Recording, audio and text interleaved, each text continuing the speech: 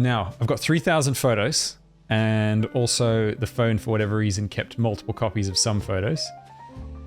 So, you will have to forgive me if it's a little bit disorganized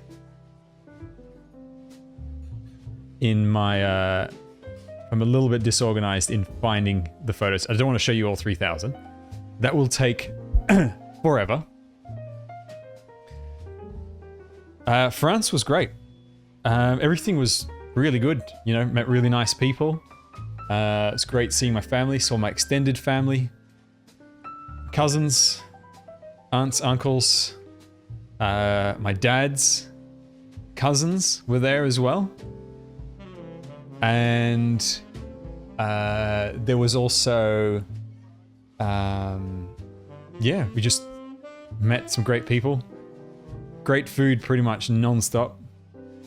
It was really good. Now, if you live in Australia, as any Australian will tell you, if you need to get to Europe, you have to stop somewhere along the way. And the most common stops are Singapore, Thailand, Malaysia, or... Where does Etihad stop? Does Etihad stop in Dubai? I think you can do it there. Did it give back the Gauls their mantle? I don't know the reference.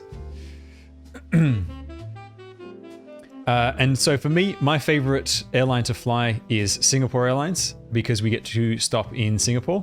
Now, we stayed a few days in Singapore on the way back, so I will show you the Singapore stuff towards the end. But if you've never been, Singapore is amazing. And so we rented a little car, a little Fiat, two-door Fiat, which was, you know, pretty modern. Singapore has gotten so much more expensive these days. I was so surprised how much more expensive Singapore has gotten since before. And with Singapore, it's not just the currency went up in value and everything inflated as well. So it's just so ridiculously expensive. It was a pretty nice car, except one of the problems with the car is that changing gears was always a bit of a jolt. It just did not have a smooth gearbox. Then we landed in Paris, in France, and we drove out to some family friends near a place called Giverny.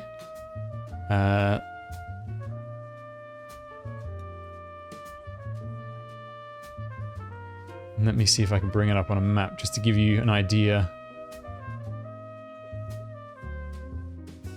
So Giverny's there. And you can see, so out of Paris from here. So our tour overall was we did this and then up. So we basically did the northwest quadrant, which is the areas of Normandy and Brittany, which is where my French ancestry is from. And so we landed in Paris, and the first thing we did was we visited some family friends in Giverny, which is most famous for having the garden, having Monet's house and gardens, which I will show you photos of because we went and visited that, and it's absolutely stunning. On the way to Giverny, we came across this absolutely picturesque place just in the country. This is a back road. The GPS sort of took us in a random direction, and you come across just this little watermill and just a stunning setting. It was just like, it was magical. It was just like magic.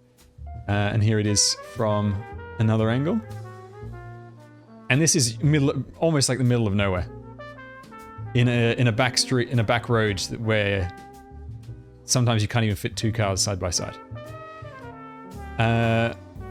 So we stayed with the family friends and we went to Monet's house. Now Monet he was known for being this like big gardener, and he hired, I think, he had like 12 gardeners in his employ, and he made this huge garden. So this is his house, which is a museum, very well preserved, and you can go and visit a lot of his, how everything was.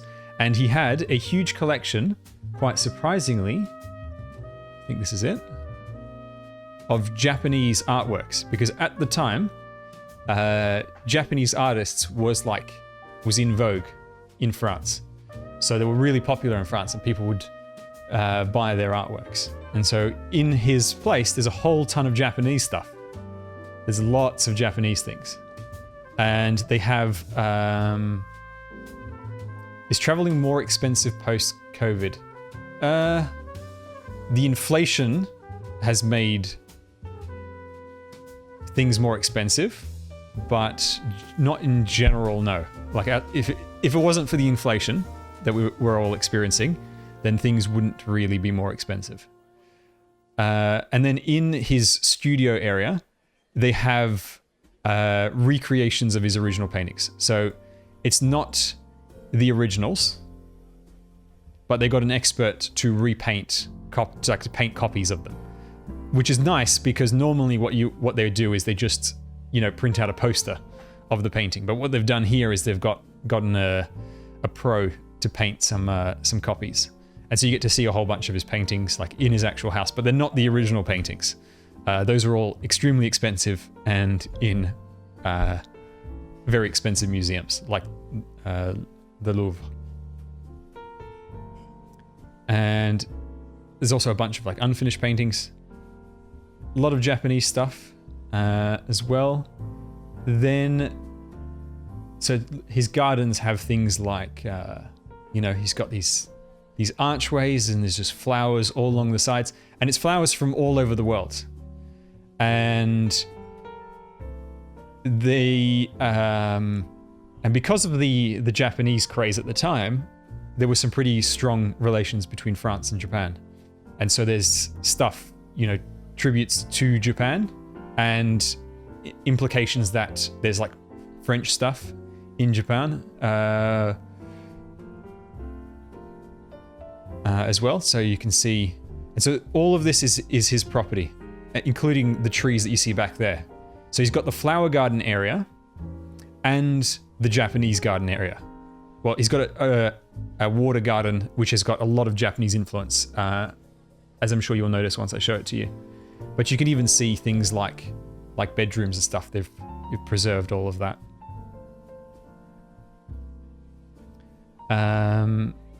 They've even got the old kitchen.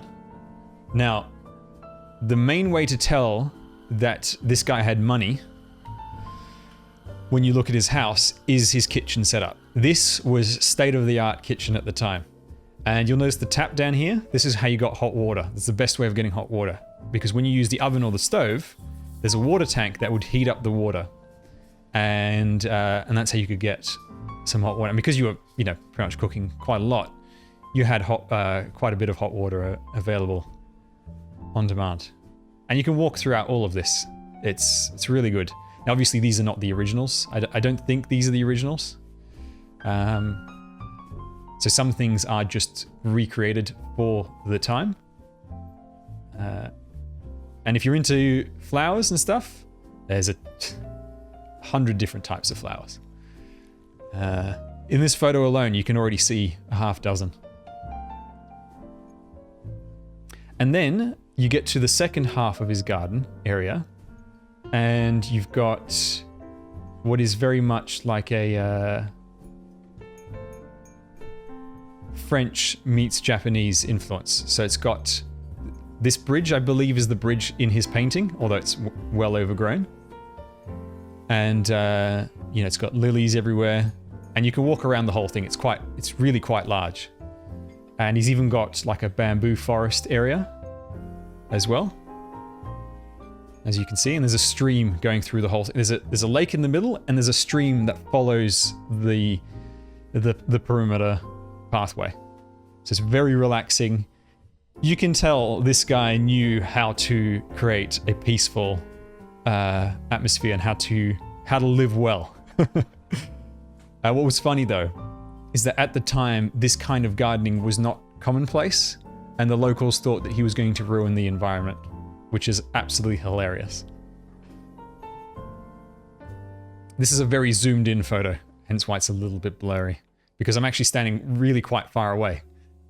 That's how big the place was. The village surrounding, just to give you a sense of what it looks like, is in this, you know, classical northern French village style. Lots of green walls, lots of flowers everywhere. Yep, Criver, we just started. We're just at the first stop in Giverny, near Paris. Mona's house is, with his gardens and all that. Lots of beautiful stuff to see here. It is absolutely worth going to visit. If you're ever in France, it's not that far out of Paris. It is definitely worth going to visit. And quick tip, this is one of the most visited places in France. Now, we were very lucky because we came in 1 hour before close and there was no queue, thankfully. And we managed to get in. There wasn't that many people. It was sweltering. I think it was 38 degrees Celsius on this day. We had an absolute heat wave for most of our holiday. Did I get Moena? Absolutely not. Absolutely not. Then nearby, in another town, you've got some other historical bits. So right now they're doing some restoration work on this bridge, and just this little thing, I don't know what it is. I don't know what this is. You can't visit it, you can't go inside, but it's just this old preserved building. I think this used to go all the way across the water. I'm taking this photo from a path that's near this. But yeah, there's this historically preserved thing. It's very interesting seeing it up. Whole ton of swans around in this area. There's also a castle nearby. So this is a small castle. A very, very small one by French standards. As you'll see later, I will show you what a real castle looks like. They did have advertising that they were going to do some sort of festival thing involving this in a few weeks' time. I was thinking water wheel stuff, but there's nothing here. I reckon there was probably an extra section that's completely destroyed that probably had the water wheel. And this was like, you could think of it as like the shop area, and there would have been a whole other building with the water wheel at another time. Then after that visit, we moved on and we started heading towards the coast. So there's Giverny. Our next destination was Honfleur, which is over here. It's a historic port town. So we drove from Giverny all the way to here. I don't think we stopped at anything along the way.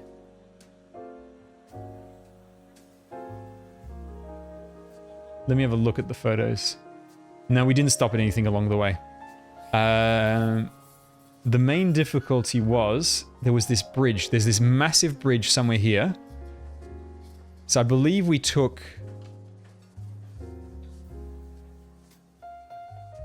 this road here.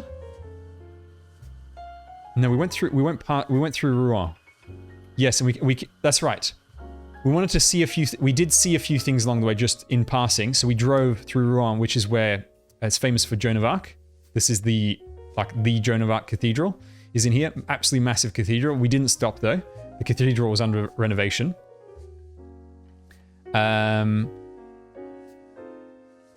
then we took this main road over here, And then the bridge crossing over here is an absolute hellscape to get across. It's the Bridge of Normandy. It's a huge, huge bridge, like absolutely massive, like this. And there is a toll right on one side of the bridge. And unfortunately, it goes from like 8 lanes of traffic to 4 lanes of toll, and there's a permanent traffic jam over there. I don't know which moron decided to do that, but you could see from over here, as we were coming in over here, we could see the traffic jam all across the bridge. So, yeah, it was just really, really dumb. Thankfully, the jam wasn't that bad. And for whatever reason, alongside the bridge, there's this giant unicorn horn. I don't know why. It just looked cool, so I took a photo. And then we arrive in the historic town of Honfleur. Now, Honfleur is the definition of medieval plus charming.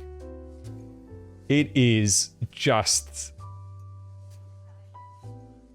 amazing to see. And unfortunately, we only spent the afternoon there. We didn't stay the night because we had several places to go to. But all these buildings are all historic, and it's all very well preserved. There is even a little bit of a castle in the middle of the town. Hang on, let me find... Where is that photo? I was just looking at it. Where did I put it?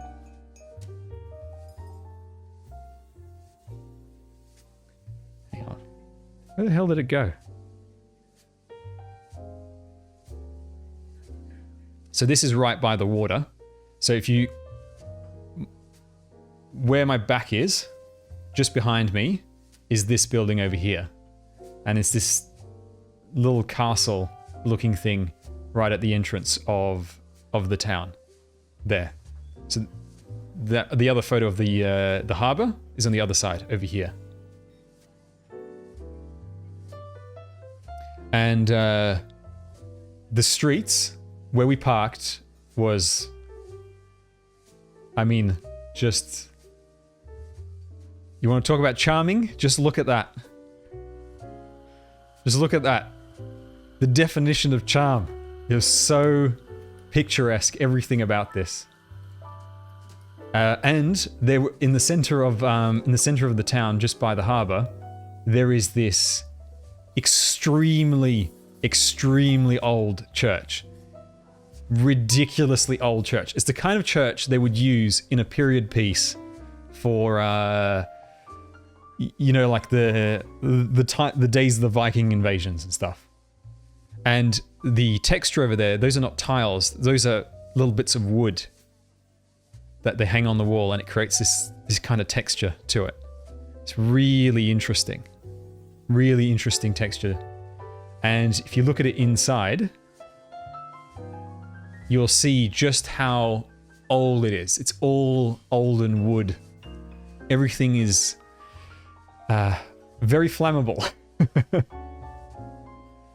And even the roof, I think this one's, you can see the roof a bit better. You can see how it doesn't have that modern Gothic style of that modern Gothic style that you think of when you think of like French cathedrals and stuff. This is all that old wooden style using, you know, similar techniques they use when building boats. And so the way these roofs are done, I think I've got a photo for a later castle or abbey that we visit. But the way it works, because you can see the roof is curved, but the roof is pointy, is they've got the curved inside, and then on the outside they've got like another level of structure on the outside, and then they do the pointed top. And so there's sort of like there's a gap between the actual, sort of, if you think of it like this bit over here curves over, and that's the inside ceiling, and then you have the separate roof like that, and then they will have frames a little bit like this, but simpler, keeping everything aligned.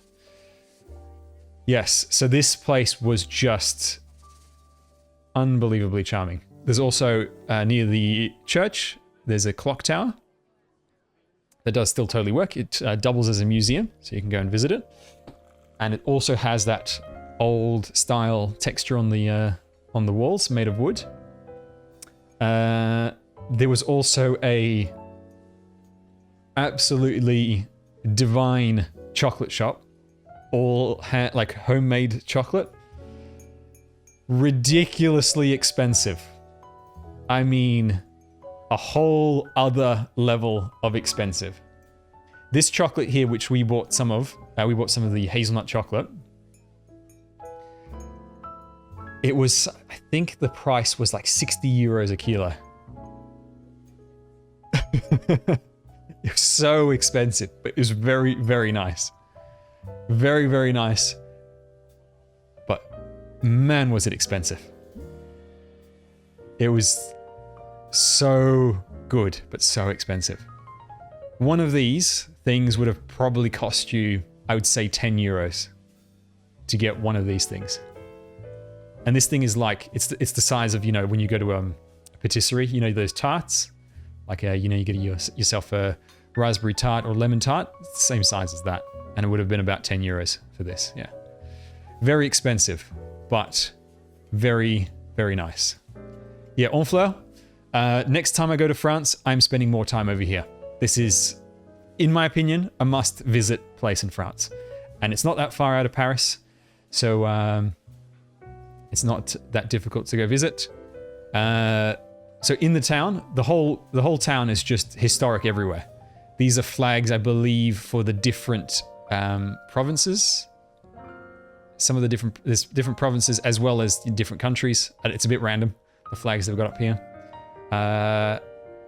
When you're walking down the streets, like this is what your average street looks like. You've got this and this. This is out the front of the chocolate shop, so you can see how everything is just super charming. Super charming. Yeah, it's artisan chocolate plus tourist spot. And so the port is the other side of this building. So this is just one street away from the center. So it's, you know, full on tourist central. Highly recommend visiting Honfleur. Highly recommend. Next stop, we went to the rich people's area of France. This is where the aristocrats used to live. So just to give some context, Paris, over here, the aristocrats used to have their beach houses over here. And so now it's rich celebrities, you know, just rich people, have a house over here. So there's Honfleur, which is like the more charming, more down-to-earth area. Then you've got Deauville. Deauville is ridiculously expensive. Ridiculously expensive. Now, the most beautiful house I've ever seen is on the road into Deauville. This thing was stunning. Absolutely stunning.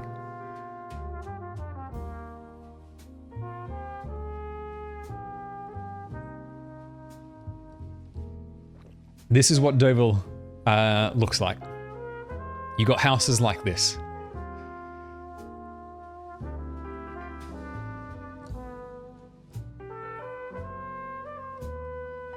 And now you think, this might be the exception. It's not the exception. Yes, this was the most beautiful. But let me show you what an average house in Deauville looks like.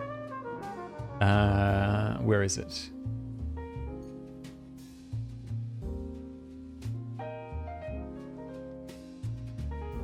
This is a house in Deauville. This is the town hall.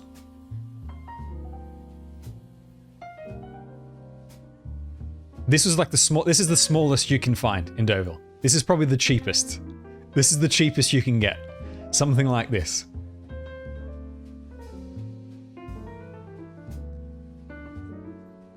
You've got, this is a hotel, the Normandy Hotel. Absolutely massive. Minimum price, 1,200 a night. It goes around like a, like that. So it's absolutely huge. And on the left side, this is the beachfront. So this is the beach road. Let's see if I could find a shot from further away. Oh, there's also this. You know, like this is the shopping areas. Looks like this. Speaking of charm, little cafe plus shop plus somebody's house. Yes, 1,200 a night, yeah, euro. I'm pretty sure it was euro when I looked it up. And la maison, this means the house. Super cute. Here's another average house of Deauville. Just look at it. Just look at this. Like, it just looks amazing. And then you go to the beach area. Hang on, let me find... Now, the reason why people visit this town, apart from it looking really nice, this is the central shopping district area. The reason people go is for the beach. And this is why, you know, the aristocrats chose it back in the day. And the thing is, when we were there, the tide was so low that the beachfront was like a kilometer out from when the sand started, which, if you're Australian, that'll be very weird to you. Because in Australia, we've got perfect beaches. Australia has absolutely perfect beaches. I had sunscreen like crazy every single day. And so let me give you an idea of just how far the beachfront was. I'm pretty sure this photo should show it. So I am standing at the start of the sand. This is where the sand starts.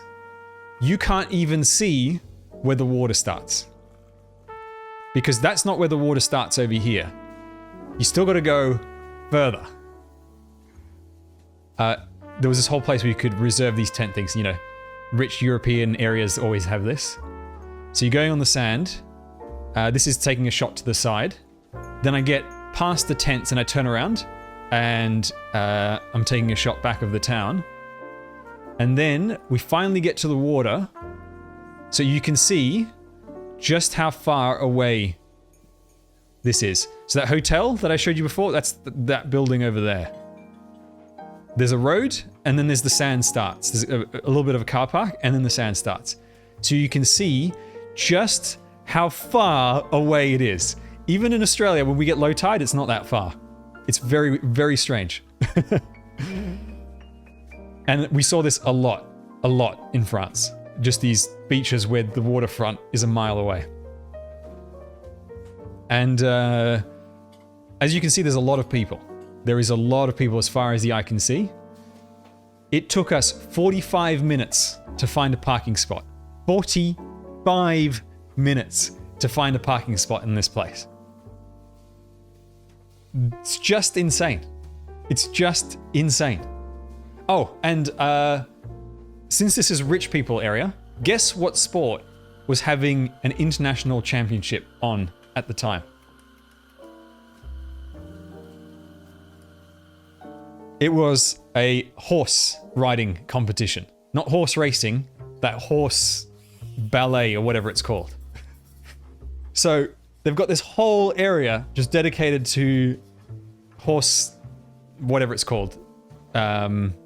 Show jumping, you know, all that kind of stuff. And not on the beach. This is just next to the town. That really beautiful house I showed you, that house is on the street that leads to the show jumping and all that. And that was full because they had a tournament on at the time.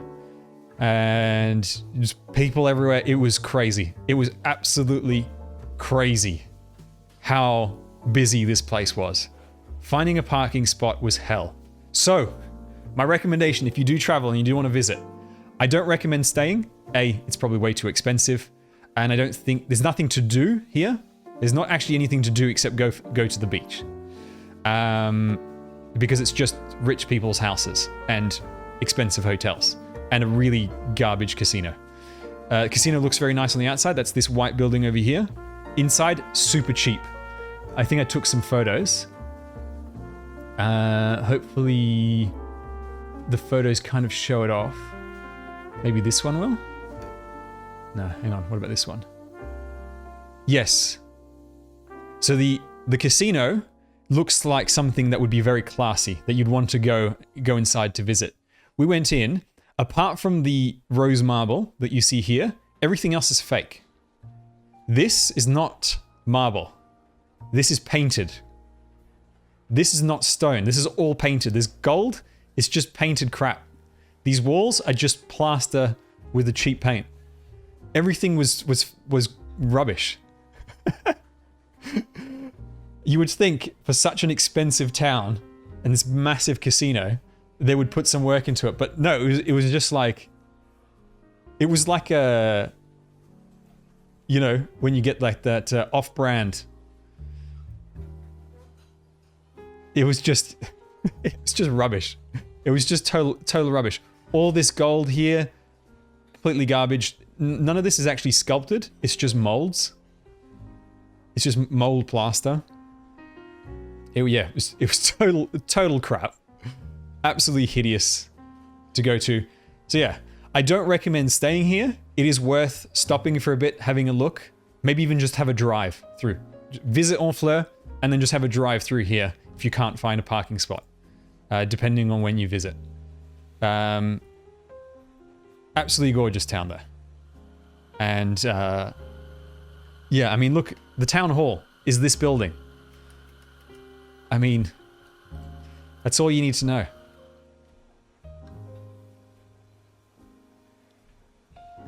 Were there a lot of foreigners? There were some foreigners, but this place, this is like, okay, for you British people, this is like Brighton in terms of like where lots of people in Britain go there for the beach. So a lot of people in, all the Parisians pretty much go here for the beach. So while you do have foreigners, it's not that many, it's not as many foreigners as you would think. It's like Brighton, except if you made Brighton very classy and very expensive. And you made the houses look like this. By the way, these windows, it's just a staircase. These windows are just for the staircase, as you can tell by the escalating windows. Yeah, I want to buy this house. Just give me a couple of years and I'll get this house. Absolutely stunning. Then, after Deauville, we went to, where was that? It was in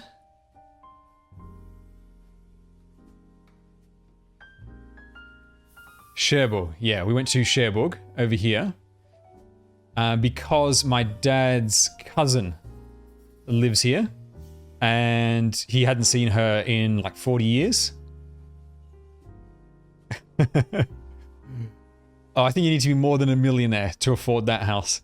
He hadn't seen her in like 40 years, so we went and visited, and we didn't really do anything in this area. It was mostly just to visit his cousin, and we had they have this absolutely adorable cat called Leia. Yes, named after Star Wars. Her husband is a big pop culture nerd. And he gave me a whole ton of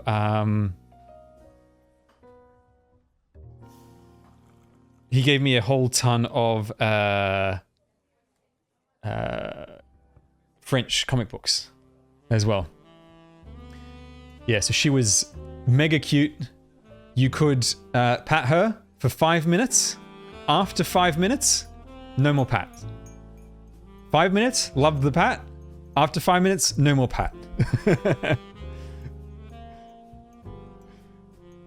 Very, very strict about it. Absolutely loved it. And then no more. But while we were there, we did drive out to what you would think of as like sort of the end of France. Like we drove out to here.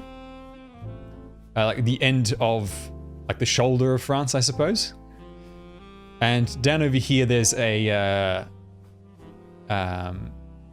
what's it called? A lighthouse and such, as you would expect. And so we drove out to there. We passed this, as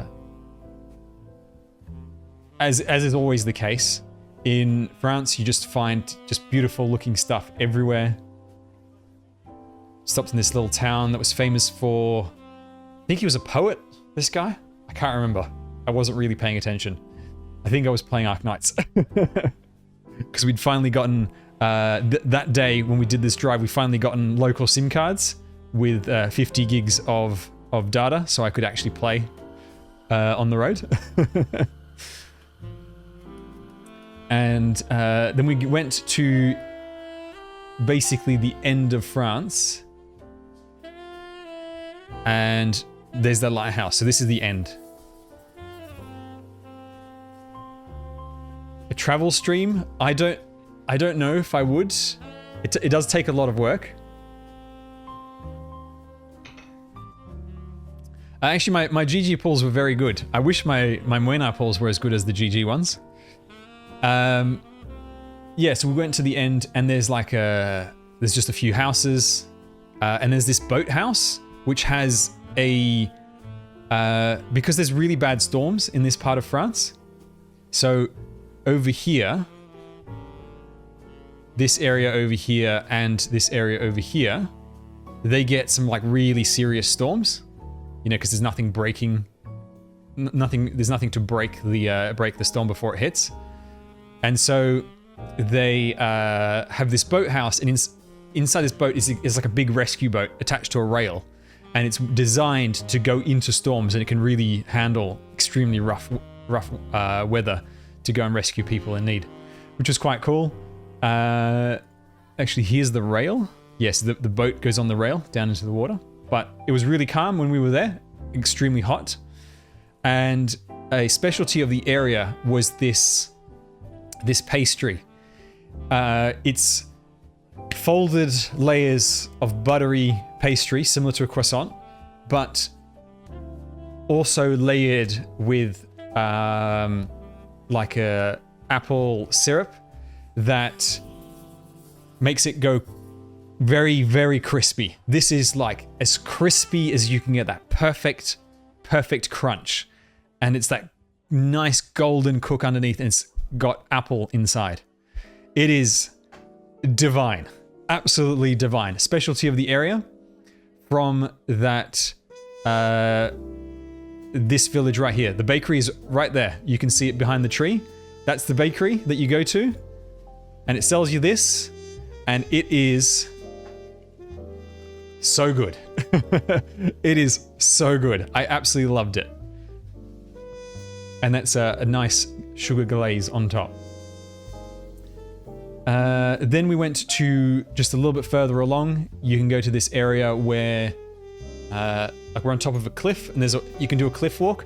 Something that the French government made sure of is they've got this thing where in France you can walk all around France. Like you can walk the whole of France everywhere, and there's signs that point you towards this like main path that you can do to walk around France. And this is on that path. And so from here you can walk all along this, you can walk all along there. It's called, I can't remember what it's called, but it's got a name for that path, and it's got a very particular sign that you look out for on these like wooden stumps. And you can follow that, and it gives you this big tour of France.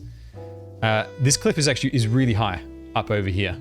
I've just taken the photo at an angle down. So it was really cool to visit. You're really like middle of nowhere. There's barely anyone around, and you know, you're just looking out to the sea. And if you look at the map, you can see over here, there's a bunch of islands. Some of these islands are British islands. Like, I'm pretty sure Jersey and Guernsey are British islands. I think are technically owned by the British. Yes. It's part of the UK, and this one...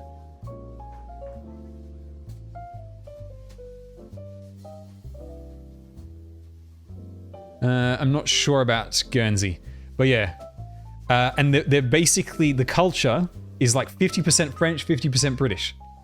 Like they are super mixed. And then some of these other islands are French. When you go over here, there's like a lookout point, and it points at all the different islands.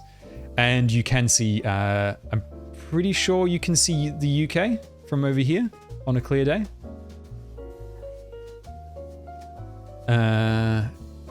Is it possible? I know you can see it from Calais. This might be a little far unless it's a very clear day. I'm not sure, I can't remember. Yeah, it was not worth going out of your way for, but if you're in the area, it is nice to go and visit at least like one of these lookout points in the edge of France. It's always worth doing that. Hello, Rena. Welcome. Okay, let's get back out of these. I could totally do with one of those apple pastries. Then we went to the beach area where my dad would go every summer holiday. And the area was called... Oh my god, how am I blanking on this? It was called Bobigny. That's it. Bobigny spelt INGY at the end. If you want to look for it. Let me see if I can find it. I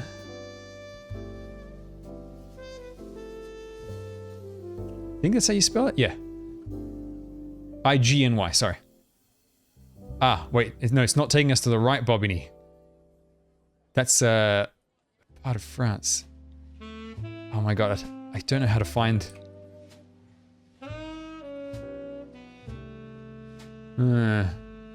that's the Paris part. It's somewhere around here.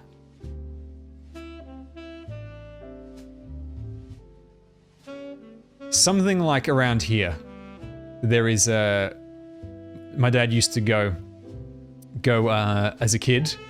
And the area over there is very like...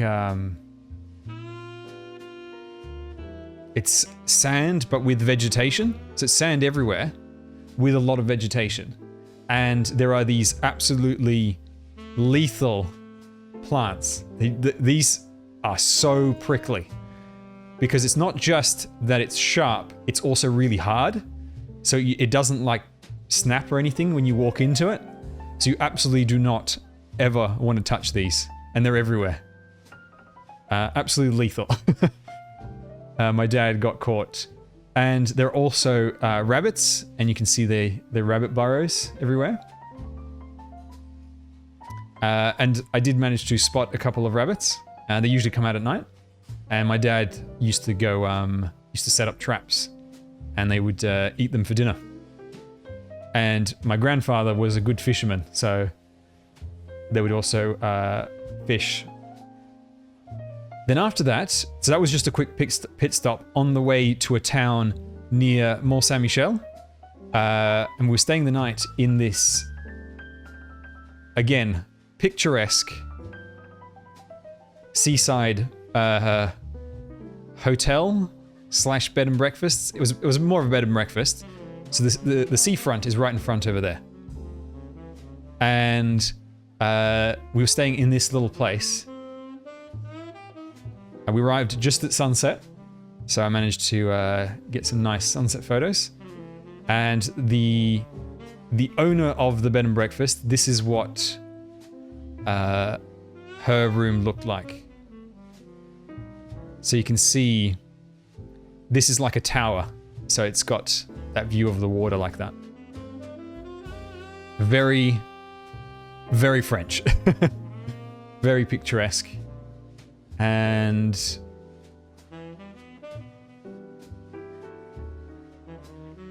it rained. I think we had rain one day.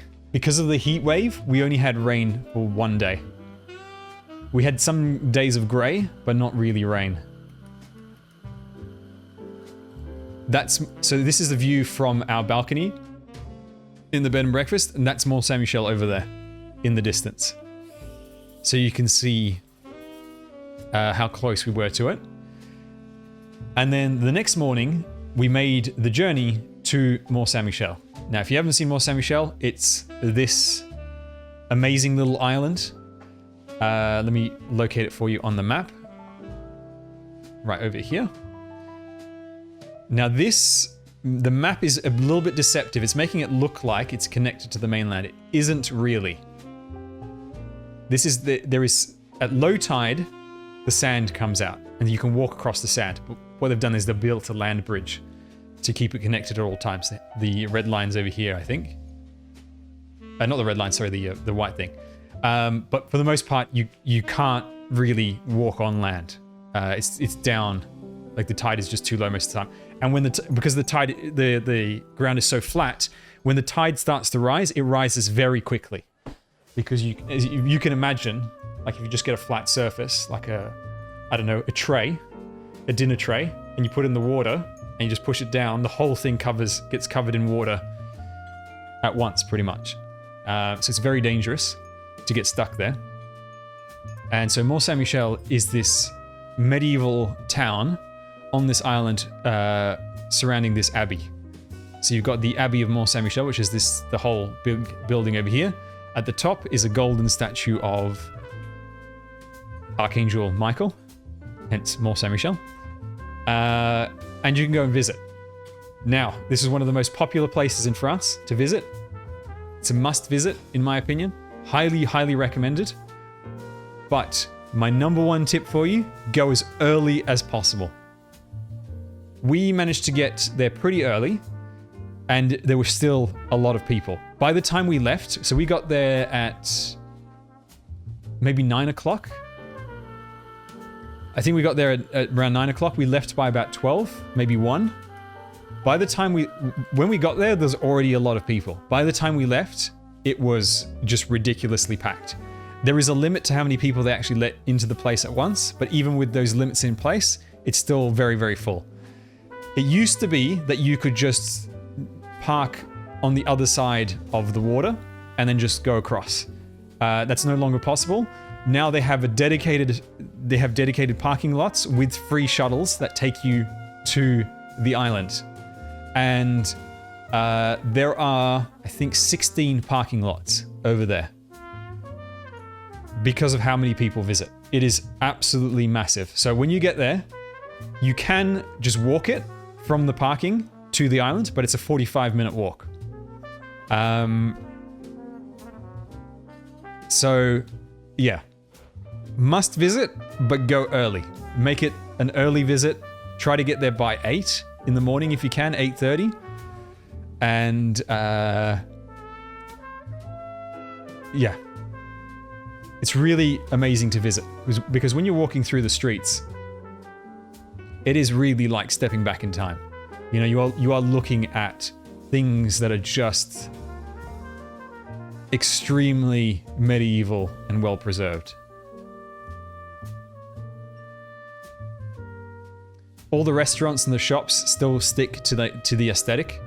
So even though, you know, you can't help but have a bit of tourism in it, they still try to keep things very historic. And it just feels amazing to go and visit this place. Because of the heat wave, you can see stuff is very, very dry. So we had a bit of a grey day. It got sunny later on, but we didn't have any rain, thankfully. And so here's the land bridge I was telling you about. So you can see how even with low tide, there's no real way of walking it. And so these are the shuttles. And the parking is like all the way over there or something like that. And you can walk the whole thing if you need to. Which place is had the best food? Oh, I can't remember. Everywhere we ate was good. We just ate good food everywhere. Like anytime we went to a restaurant, we had good food. We stayed a lot of people, a lot of places where we knew the people. They were family or friends. And, you know, they always make nice homemade food. Yeah, it's a little hard to decide where was the best food. Probably my favorite was in Brittany, where Brittany's very famous for the crepes and if it's a savory crepe, in French you call it galette. So Mont Saint-Michel, when you go up to the Abbey, you know, this is that top of the tower. You can visit like a ton of it. They give you a lot of access to much of the Abbey, and it's a really like good visit. You know, there's a lot of stuff to see, a lot of stuff to do, and you get to see some really impressive things. It's still got a bit of that over here, that wooden interior, which is quite well known, well used in the Brittany area. And what's really interesting about the Abbey itself is that it was built over the course of, I think, 500 years. And there are different sections to the Abbey. Hang on, I took this one particular photo that really showed off I think it was this one. Yeah, this over here, you can see 3 different eras of the Abbey. So you got here, which is one era, down here, which is another one, and you can see it's partially broken, and then they've got the new bit added on top. So you've got 3 different eras, and it's like 3 different centuries of construction.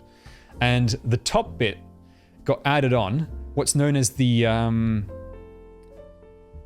think it's called I think in English they call it the Golden Marvel, which is this bit over here, which is like the most spectacular part in terms of the architecture and the opulence of it. This was built as an apology from the French king when because one of his rivals or whatever was in control of this land, and when they went to war, he came in and ended up burning down the place and destroying a part of it. And as part of an apology, he funded the building of this part of the of the Abbey. And so if you look at it from a distance, you can really see these different sections, and it's very interesting. And when you go there to visit, you can get the whole history on it, and you'll see a whole ton of interesting architecture and all the different eras. There are still, I think, like 9 monks and like 15 nuns that live there, and they do still have ceremonies and such. And they make wine over there, which is, you know, classic monk stuff. They were renovating part of it. Now, thankfully, they were renovating the back where you don't really go. And I bring this up because a couple of the castles that we went to, there was some serious renovations on them, and it was very disappointing. And what's very, very irritating is they don't tell you online. They don't tell you online that there are renovations ongoing at these places. And so you get there, and 50% of the castle is just covered in scaffolding.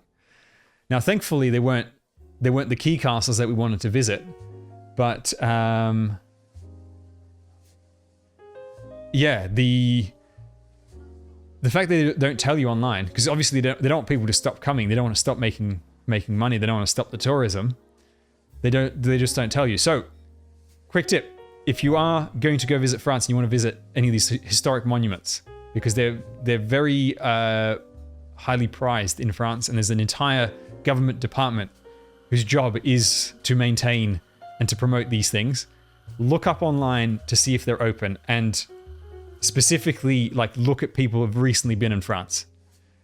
Maybe even if you've got access to a forum or something where you can ask people, maybe someone from the area can confirm, because you never know if you want to go to a particular location and it's all covered in scaffolding.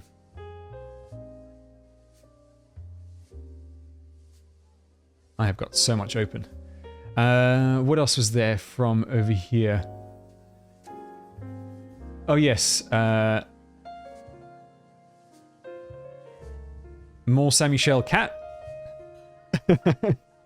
I was taking photos of cats everywhere. Every time I saw a cat, I was taking photos. So there was this cat watching us eat. We just bought a baguette to go, baguette sandwich, and this cat just sat there watching us. It's very cute. I've got another photo of him. This is him watching us eat. One of my friends, he had a cat that looked so similar to this one. Very cute.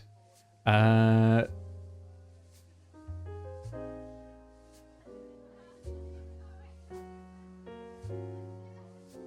so this is... Oh, they had... Oh, this is interesting. So on the side of the abbey, you've got this rail over here, this rail thing with a sled. And at the top is this giant pulley wheel. And they use this to bring things up into the abbey. So you could bring construction material, you could bring supplies, everything, and it goes for really long. And it goes all the way up. It was really cool. So a lot of stuff was just really well preserved. And yeah, so as we were leaving, it got a little bit lighter. So, and you can see over here, the low tide. You can walk on this, but this gets covered in water in seconds. The forbidden water slide, yep, right there. You can see it. And yeah, you can walk around. I would say you have access to about 80% of everything that you see here. To go inside the buildings, there's shops and there's a lot of hotels. I think we asked somebody and they said there's 35 residents on the island. And I'm not 100% sure if that includes the people who live in the abbey. I'm not 100% sure. Yeah, this is, in my opinion, this is a must-visit location in the entire world. This is like top 10 places to go to in the world. Then we went to a town whose name I am going to need to refer to on the map, unless one of these photos happens to mention it. Saint-Malo. Okay, that's right. Saint-Malo. Where is it? Over here. There. Yes, so we went to... Hang on. Yeah, we went to Saint-Malo, which is a town that has a historic quarter to it. It was bombed pretty badly during the war, which is what this photo was of. These were photos of before, after, and then restoration. I've already been to the Vatican. Vatican, by the way, that's also my top 10 of places to visit in the world.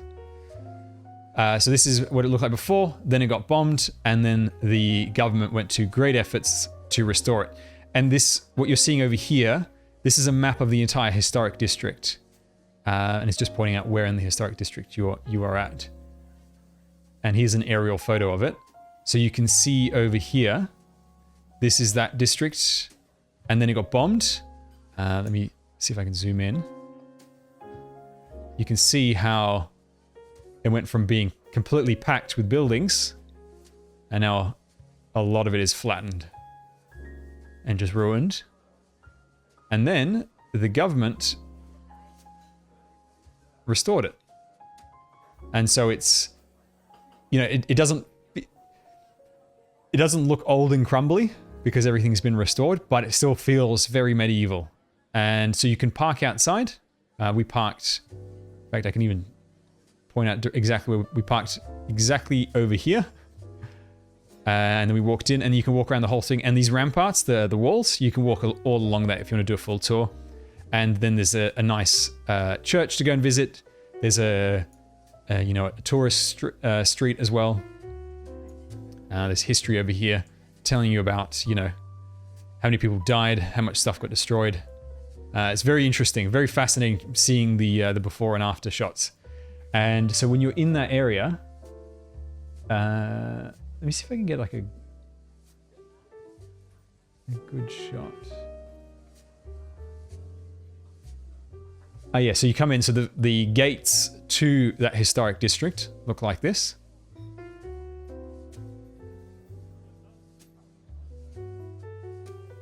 And then the main tourists area, like you can do a walk all along the outside. So you've got, as it's, you know, France, restaurants everywhere. You know, so this is what the streets look like, and you can see it's all still very olden style, preserved. There's that castle, you know, the one that I showed you in the restored photo before. Something that's quite common in France is these pirate candy shops, where you go through and you just fill your bag with whatever, and then you pay by the 100 grams. I don't think COVID was a serious issue. COVID, I never noticed as a serious issue while I was there. Like, you didn't have to wear it on public transport. I never, you know, met anyone with COVID, so I think it was fine. Now, pro tip, never ever buy from here. This is a tourist trap. This is for suckers. It's for absolute suckers. It costs, I think, €5 or €6 per 100 gram, which is ridiculously expensive. And these sweets that you see here, you can buy them in the supermarket. You can buy all of this stuff in the supermarket. When you see over here, this one, like when you see, you know, this is just Haribo. This is just bags of Haribo stuff poured out. These are just Haribo Gators. This is just Haribo Smurfs right there. It's just Haribo. And Haribo costs like what, €2 a bag? Or like €1 to €2 a bag depending on the size. Yeah, this you're paying like 10 times the price. It's an absolute scam, and you'll see these everywhere. But they are very nice. That's the thing. They are very nice. I recommend, I like the straps. I like, one thing I recommend, it's not in the photo, is these marshmallow bears coated in chocolate. It's a really soft marshmallow coated in chocolate, shaped like a bear. Those are very nice. I love the sour straw things. Those are always good. Yeah. And the way it's styled over here is making it sound like they're sweets from this region. Because they're saying, you know, the sweets of Saint-Malo. Rubbish. Absolute rubbish. It's just factory made sweets. It's not like that chocolate place I showed you in Honfleur, where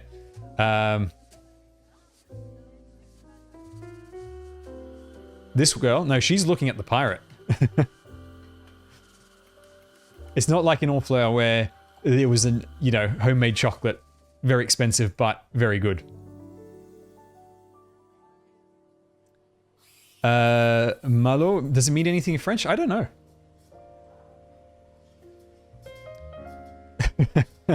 We actually did have melted chocolate in the bag by the end. I don't know if Malo means anything. I mean, Saint Malo means Saint Malo, so I think it's just a guy's name. And maybe in old French, like old French, it means something. But yeah, Saint whatever is just Saint whatever. So it's some dude's name. Then, you know, you had the cathedral in the middle. Whenever you see a cathedral, it's always worth going and paying a visit. You always see it, like, just very beautiful things inside these cathedrals. Giant organ. Always loved seeing those. And one interesting thing that this town does, is this, you have the boardwalk, and then they've got these really tall, just tree trunks to break the waves and protect the town from the storms.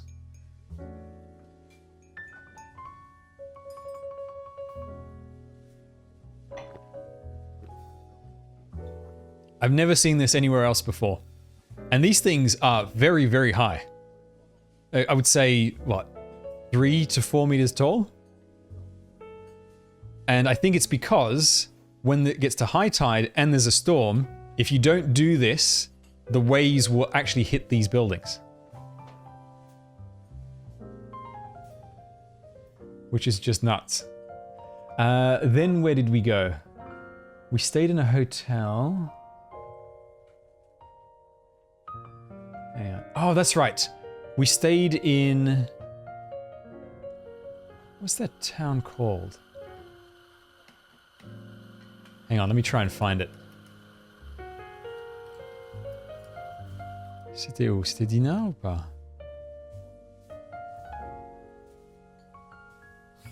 No, I don't think so. What? Hang on, maybe if I look at a photo.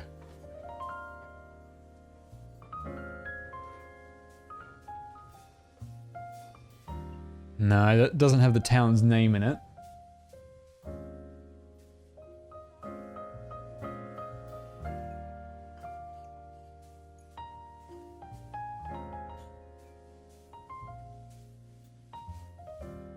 It was another historical town. Hang on.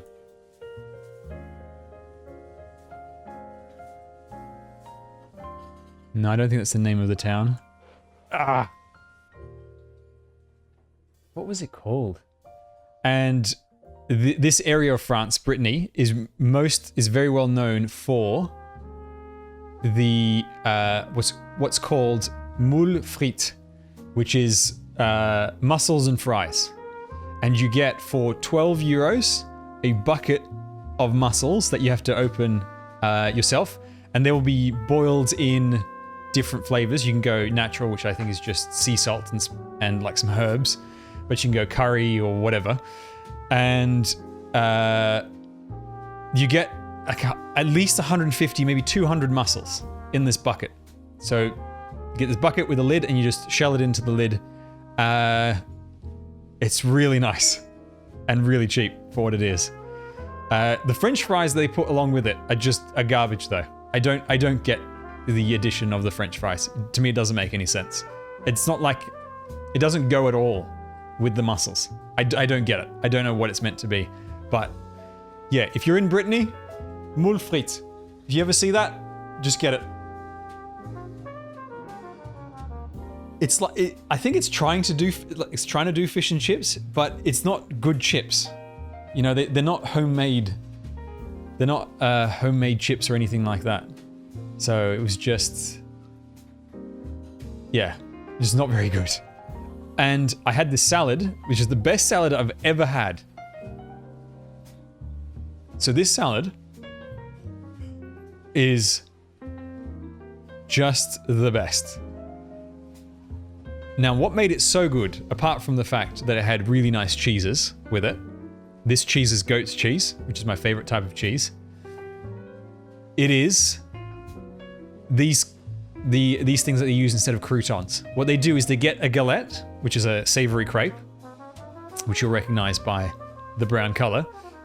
They cook it and then they like oven bake it so it gets dry and crispy really fast. And then they break it up and they use that for croutons. It does not look like much, let me tell you. It doesn't look like much, but man, does it taste so good. It tastes amazing. I absolutely love it, and I'll definitely be doing this at home myself. Olives are the best. I love olives. And in France, there's an expectation that everybody loves olives. But yes, the cheese and that was so good. Absolutely loved it. There's 1,000 types of cheese in France. I ate so much cheese, you just wouldn't believe how much cheese I ate. So in this town, whose name I still cannot remember, there is a historic district, which is where we stayed in, and you can see creperie. That's where they sell galettes and crepes. This area is known for that. Bretagne, or Brittany, is known for the crepes and everything. And they're really cheap in this part of France. When you go to Paris, you pay like twice as much for the same thing, pretty much. And so this area has buildings that are like I think some of them are like 1,000 years old, some of these houses. It's just ridiculous. And you can see the sag on the wood over here. It's crazy. It really does look like it's going to collapse. There was this one building, hopefully I can find the photo. I think it's this one over here, where he has 3 different types of pillars. So you can see the 3 different eras. It's even got the Triforce on it, for whatever reason. So you can see there's 3 different pillars.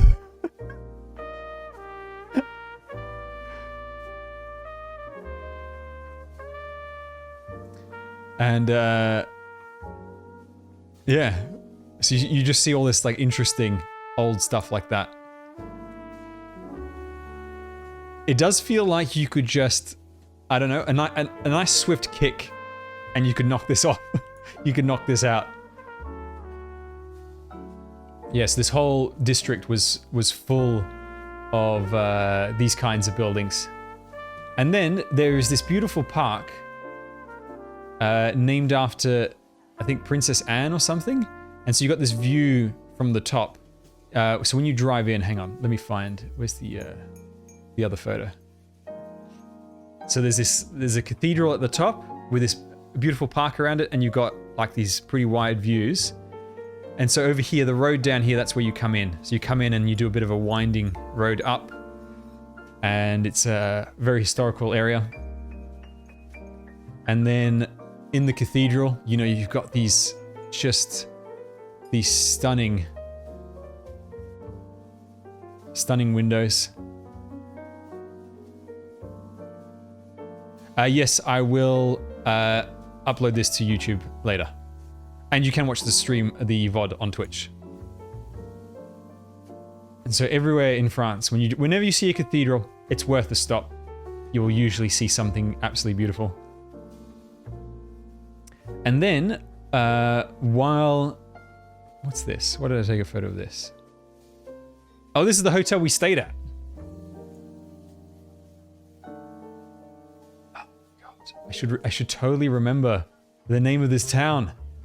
Cannot for the life of me remember it.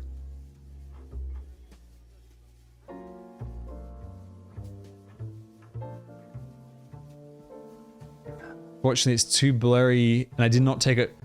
We can't see the edge of the sign for the name of the hotel, and the hotel itself is in a historic building. Of course, the interiors are quite modern, and you do get modern conveniences and such, but it is all very much in character with the surroundings, which I very much liked. I cannot remember the name of this town, and it's really annoying me.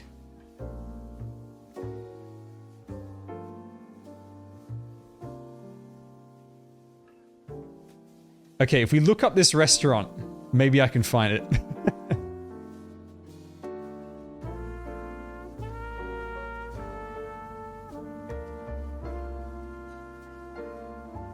Oh, hang on. It was suggested just before.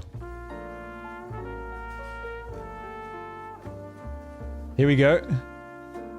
Ah, yes. Okay. That's what threw me off. There's Dinan and there's Dinar. There's 2 of them. They're very similar. And we actually almost made the same. We almost made this mistake when we were going here.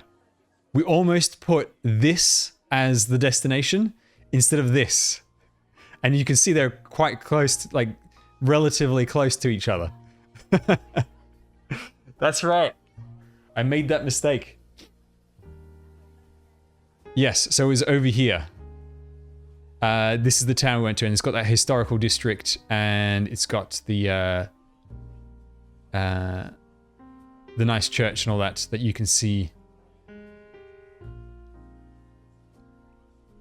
Worth a visit. Not like crazy worth it, but if you're going to go to like Mont Saint-Michel and such, you can always go down here and pay it a visit.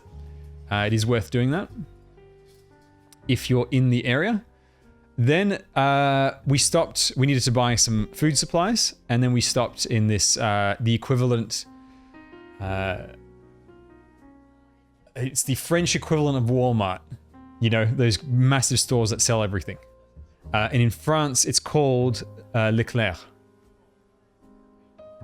And while there, I stopped while my dad was buying stuff, because my dad always takes forever to buy stuff. I stopped for a look at the French comic books. So obviously, you know, you've got Tintin, which I'm sure everybody's familiar with. But in France, comic books are absolutely massive. They've just got thousands upon thousands upon thousands of different series. And so I was just taking photos of this with the intention of when I go home, I'm going to look them up, see if if they sound interesting. And then I will look out for them. And you got comic books of for all different ages. Yeah, there's a bit of American stuff there as well, but Japanese stuff is way bigger than American content in France. And you've got all different genres, all different styles. This one looked quite interesting. It's a dystopian world where I think they're out of fresh water, and, you know, classic dystopian style, the rich people still have access to fresh water. And yeah, so there's a whole ton of stuff, Asterix and Obelix, which I was surprised to find they're still releasing new ones, even though I think, are both guys dead?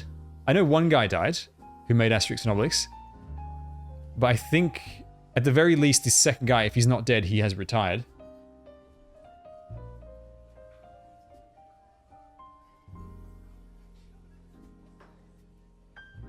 So Asterix obviously makes too much money, so they still keep making them. So you can see over here, these are the original two guys. One was the writer, one was the artist. But in the small black text over here, that's where they tell you that it's written and drawn by someone else. Now the drawings look, you know, it looks the same. The writing, I have not read any of the later ones, so I'm not sure if the writing is any good. For those of you interested. In Australia, if you want to get one of these, it costs $40. That would be the equivalent of, to give it to you in US, it'd be about 25, maybe more, US dollars or euros to get this in Australia, in French.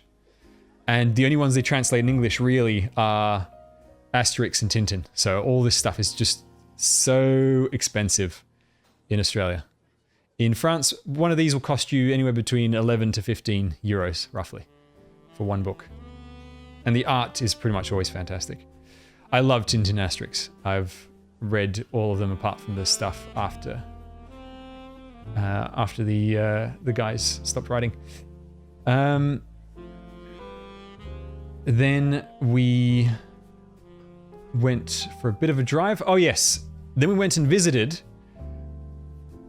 I live in Sydney, Australia, yes. Then we went and visited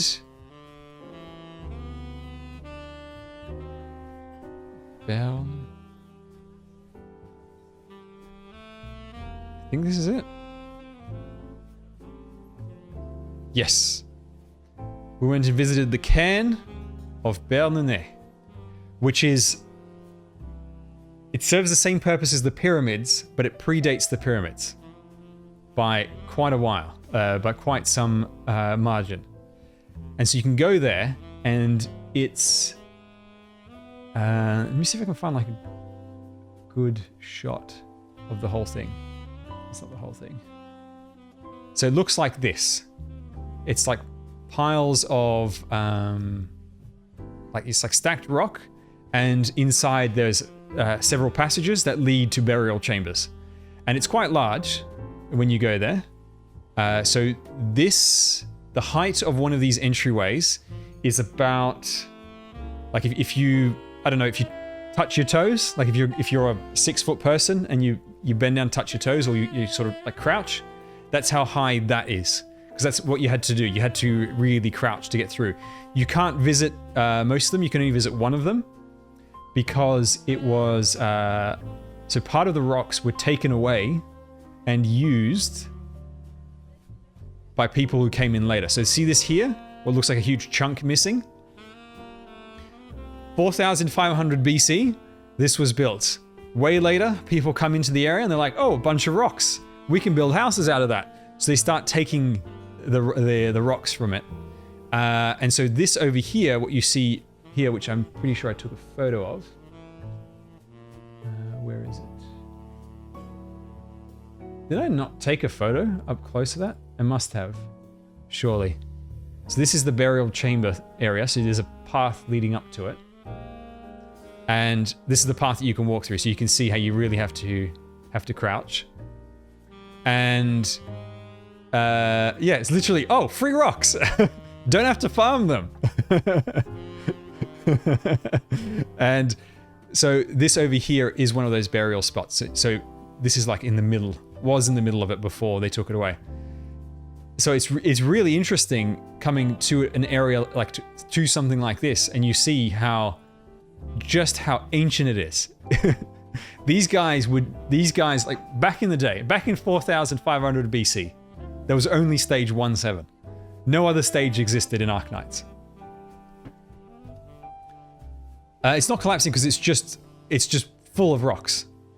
Apart from this path and that little burial chamber, it's just rock everywhere. And for the ceilings over here, if you look at this over here, you can see they've got longer rocks across it like that. And if you look at it from the other side, you can see how they would have things like this keeping the burial chamber open. So this is like a dolmen.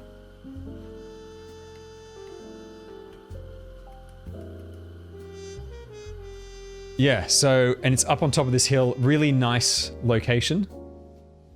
Here is the view from the other side. And then we hit the road again. And as we were driving, we had a bit of a sun shower. And we had this stunning scene. Actually, which one's better? This one's probably a little bit better because there's a little less road. Absolutely stunning scene of with a massive rainbow, as well as the 3 tiers of cloud with different lighting conditions. Looked absolutely stunning. Yeah, so those cairns were used for burials. Now back then, you know, a village of people, like 30 people, would have been considered a lot of people. So it would have taken them forever to make that. And I wonder if they just buried anyone in there or if it was only leaders or something. I'm not sure.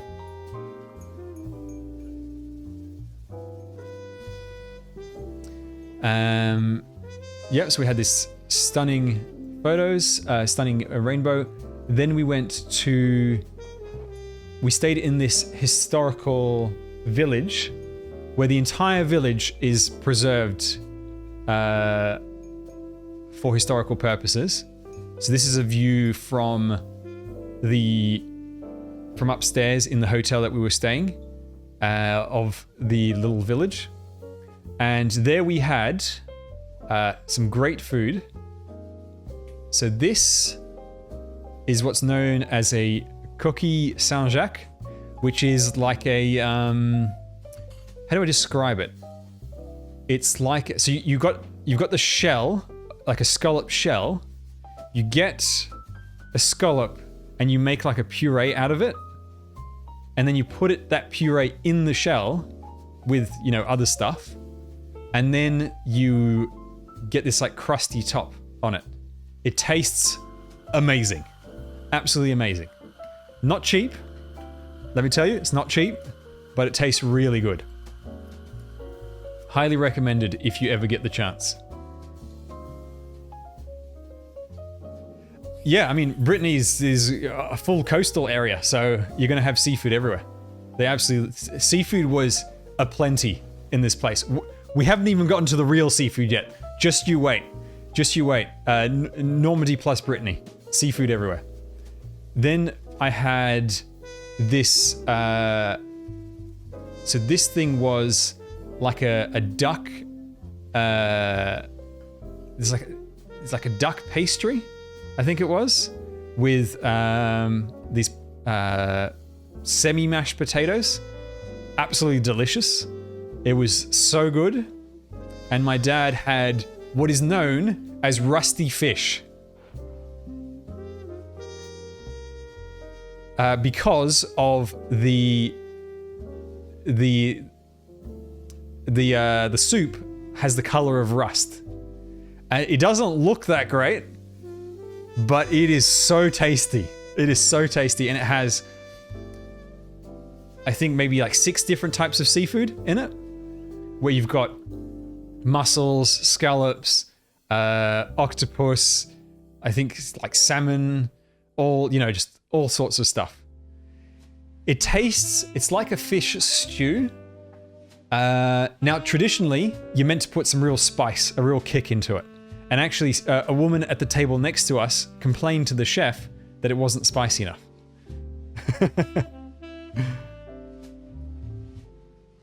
Yes, it's a little bit messy, but man, is it tasty. The food was amazing in this place. Absolute hit. Then we went out for a walk in the town.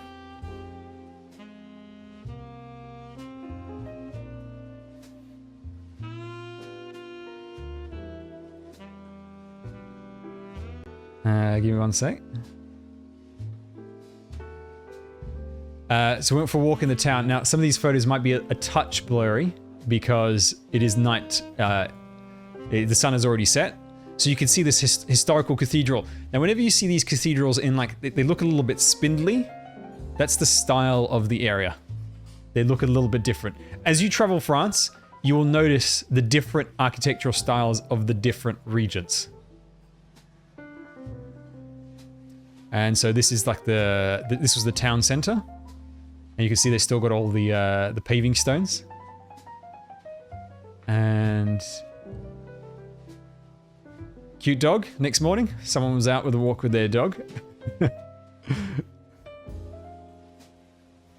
The only really modern thing in this town was the fact that there was a bank. No matter where you go, you'll always find a bank.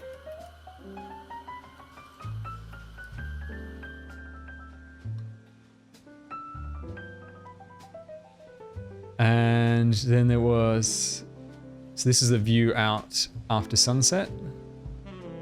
Just the townscape. It was really nice. And then there was a shop that sold like...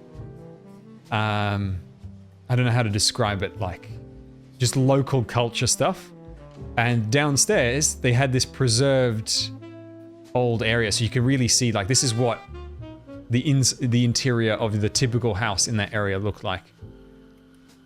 And this olden style furniture is very classic of the area. My parents have a giant wardrobe in this style.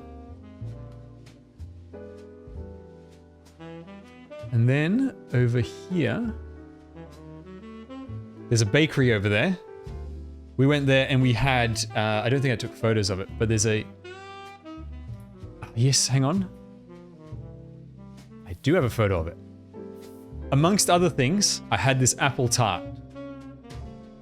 And let me tell you, this apple tart was worth killing for. It was €1.20 as well, which for Australia, for an Australian, that's mind-blowing. In Australia, a pastry costs like $7.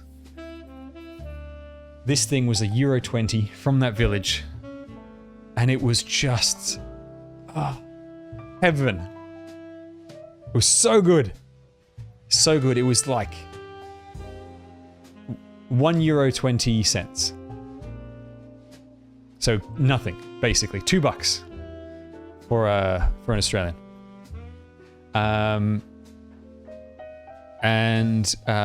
Yes, this thing was so cheap. And in Australia, this would cost $7.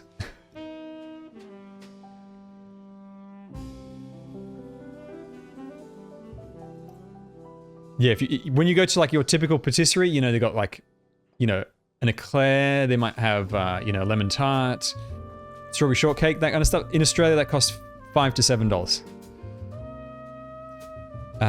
But when you go to rural areas in France, pastries, all baked goods in rural France are super, super cheap.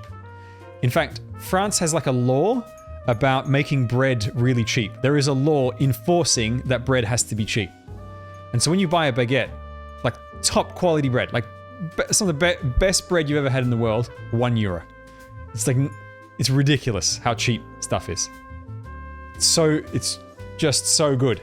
When you love pastry, oh, France is the best.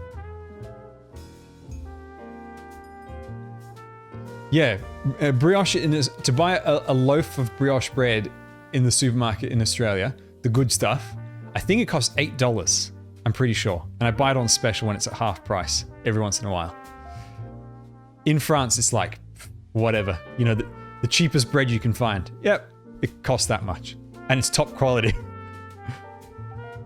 Is the price of sugar and flour really high in Australia? I don't know. I think Australia is just expensive for everything. Australia is a ridiculously expensive country. So this town was called...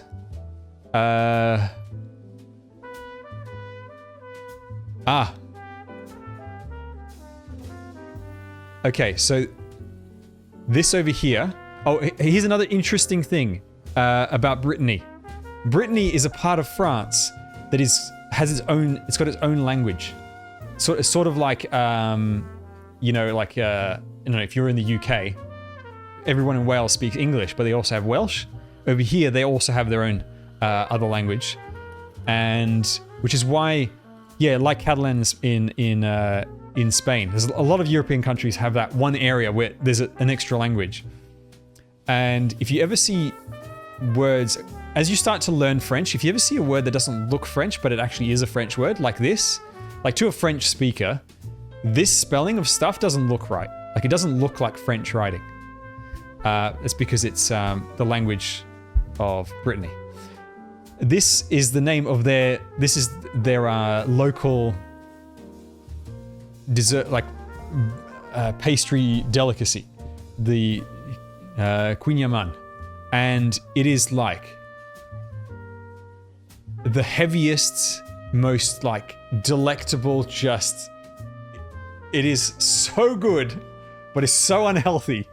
It's hopefully I've got a photo later on. We bought one at the end of our... Please tell me I took a photo of it. Please tell me I did. I don't think I did. Because I'm looking at the photos from where we ate it. I didn't take a photo. Okay, let me look it up. I have to... You've got to see what this thing looks like. And because it's not French, I can't remember the spelling of it. K-O-U-I-G-N.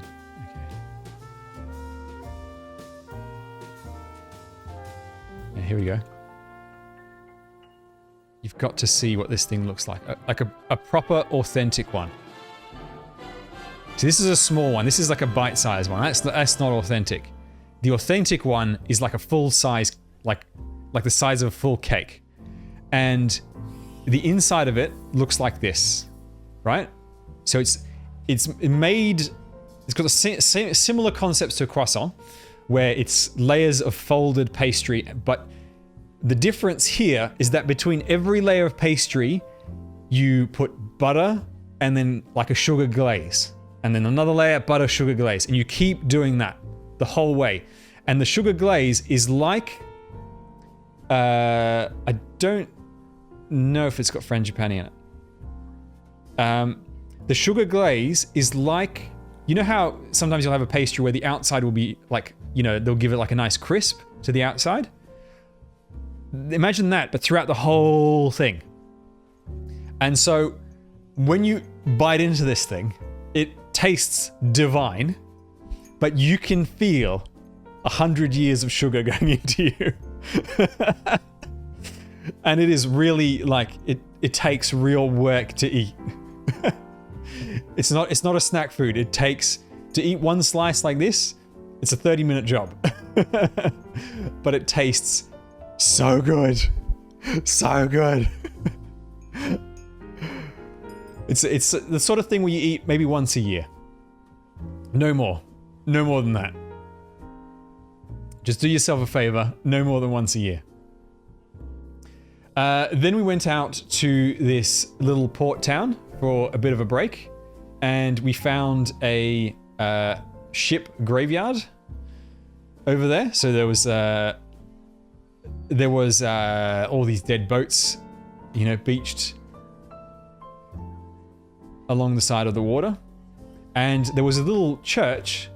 Let me see if I can get like a distant shot of it, just to give some context. Yeah, so over here, so I'm taking the photo from the parking in the town. Then you can do this walk along the wall. And there is this little church over here. And the interior of it is like this. It's this cute little church. And it's very, very, very naval themed. You know, you've got boats hanging everywhere. They got boat imagery all over the place. And the church is all about, you know, praying for safe passage for the boats and for the fishermen to come back alive and that kind of thing. Very small and cute. It was a very nice area. Then we went dolmen hunting. So a dolmen is, if you've read Asterix and Obelix, you've certainly seen these. It's like a, you know, stones making like a wall with stone on top. And we went out into the countryside, like looking for these. And you find these like just in the middle of nowhere. This was on the side of a road in a place where there was just like 2 houses. And watching us, there was a cat. We found another cute cat, farm cat, living the easy life. And then we tried to find another dolmen. Now this other dolmen, it took us like 2 hours because it was in the middle of it was the middle of nowhere. And we arrived and we used the GPS to try and find it. And we get there and we're like, where the hell is this thing? Because you get to this road and the road stops and then it just goes, oh, you just need to walk that way. And so we do that and we're walking and there's nothing. France has lots of cats and then and a lot of dogs actually. If you go to Paris in particular, you'll see a lot of dogs. People walking their dogs. Only a few years ago did they force people to start picking up their crap off the streets from their dogs, which is good because it used to reek. And so we went out to try and find this thing, and there's just like, these are just wild fields. Now, this doesn't look that difficult to walk through, but this is like a meter deep of bushes and a lot of like spiky bushes. And you've got no idea where you're going. And so we're just looking around trying to find this thing. And I'm like, where the hell is this? I'm standing like on top of a mound trying to find it. And there's a lot of berry bushes everywhere with thorns. And you can eat these ones. The dark ones, they're ripe. You find these everywhere during the summertime. Everywhere. And they taste delicious. Every historical monument we went to visit, we found we found these berries in these crazy thorn bushes. Tasted so good. So good. These are not poisonous. Basically, if it looks like that, it's not poisonous. The ones that are just smooth and round, poisonous. Don't eat those. These were so good. We had just gorged ourselves on them every day. And so, we almost gave up on trying to find this dolmen. And then I looked at the satellite image of the map. I was just trying to, you know, last-ditch effort, see if I could find it from the satellite view. And I didn't see the dolmen, but I saw this path. And so I ended up going, okay, let's stop over in this spot and then we'll go and find it. We'll just walk in that direction. And then we finally found it in the middle of nowhere. We found this dolmen. This thing is about 2 meters high. So it's like buried real deep. And in this beautiful, picturesque place. And these things are like 4,000, set up 4,000 BC, around that era. So these things are mega ancient.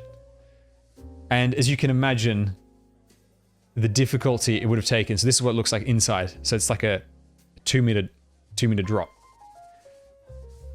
With no machinery to do this kind of, like to hoist these kind of stones, would have taken some real work.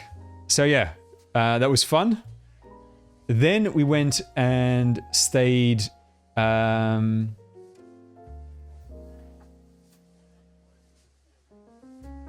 is this? We went to this little town just for a bit of a stop. And in Brittany, or is it Normandy? I get confused between the two, so you'll have to forgive me. I'm pretty sure we're Normandy by this point. They're really known for like lace work. There's like these crazy hats that these women wear, like these traditional hats that are all like lace hats and like these elaborate patterns. And so everywhere you go, people's houses, their curtains would be like this kind of lace and tablecloths of lace and just really detailed, elaborate patterns of lace everywhere. Lots of pretty stuff. Ridiculously expensive. Very, very, very expensive. What was this? Yeah, so you can see how got the dresses with those patterns, coasters, bag things. Just this is a curtain type thing. Really beautiful stuff. Real artistry goes into it. And then we stopped at what is it called? Something Doi.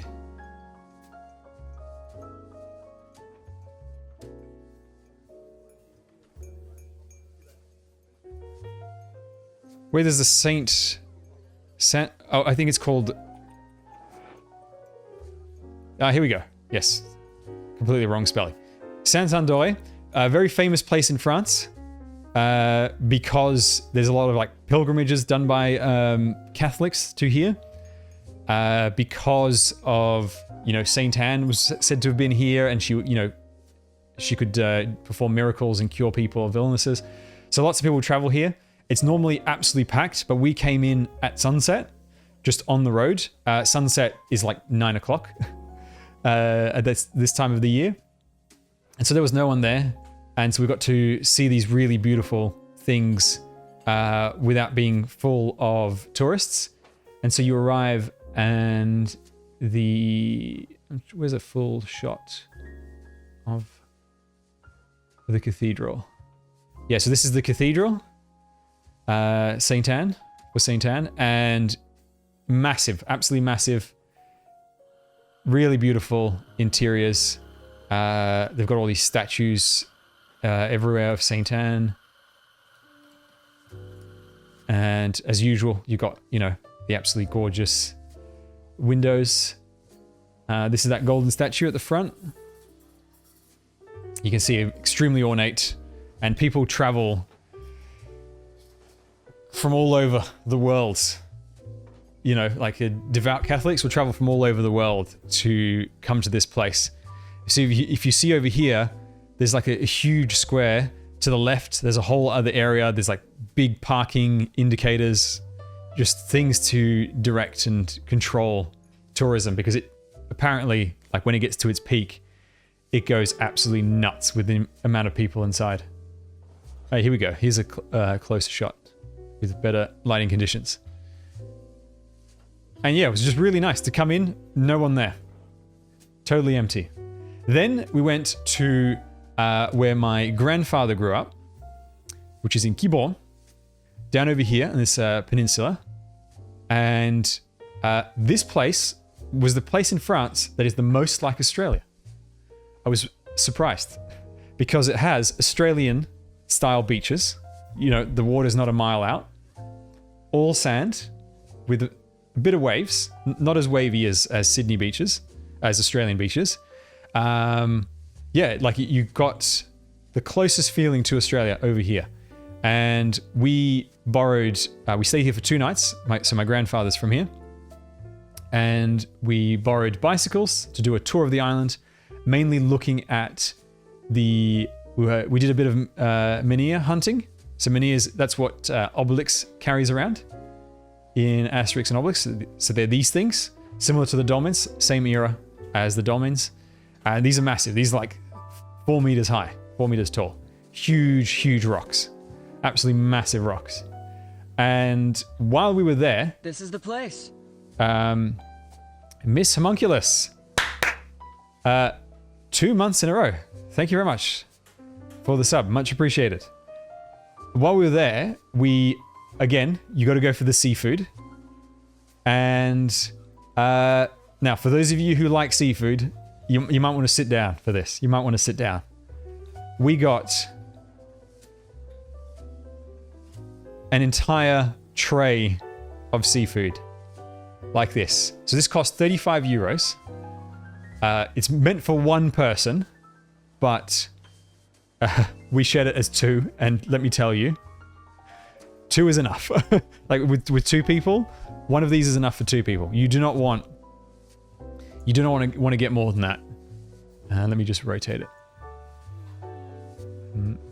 And so you had oysters, mussels, these little sea-style things, larger sea-style things. You had crab, prawns, different kind of prawns, prawns with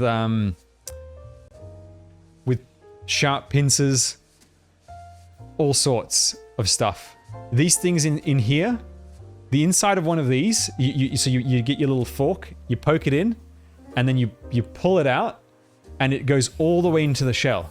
And you pull out this giant snail-looking thing that conforms exactly to the shape of the shell. It's huge. And it took us at least an hour to get through this, because the one thing that they do to keep the cost down is you have to shell or everything yourself. Nothing is prepared for you. The only stuff that's prepared is the oysters, and because you only get half a crab, they cut the crab in half. That's really it. Everything else you got to do yourself, and it's real work, but it was fun. At night, Tintin was on TV, which is interesting, and it was good fun. There was a Tintin marathon, actually. It was a Tintin marathon, which was great. And then so we did a bit of a tour of the island on bikes, and I just stopped to take photos of a couple of the houses in the area. Probably the most expensive house was this little castle. This castle is, I think it's like right... This it? No, it's not that far. Where was it?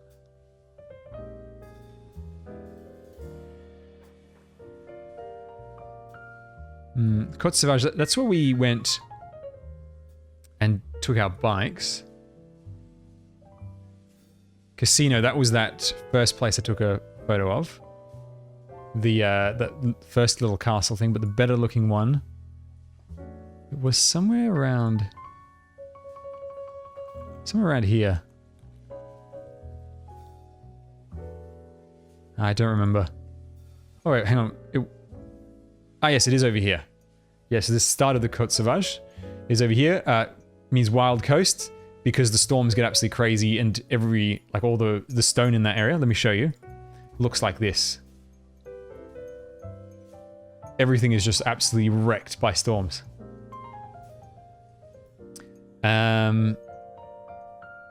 Yeah, it was a really nice town, very relaxing. People were super nice, super friendly. Not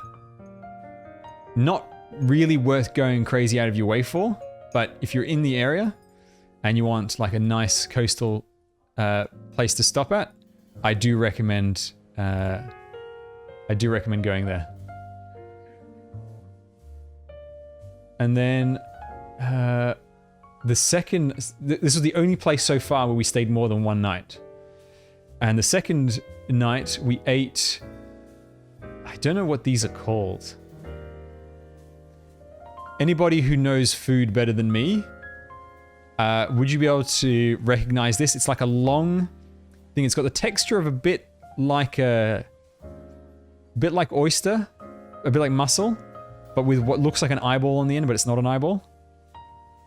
And they're called, in French, I cannot remember. I can't remember what this is called. They give them another name, and they come in this long shell, like this. And so this sticks out of one shell. It's like the mouth. Those are razor mussels. Couteau. That's it. Yeah, that sounds familiar to me in French. Yeah, it had more of a colloquial name.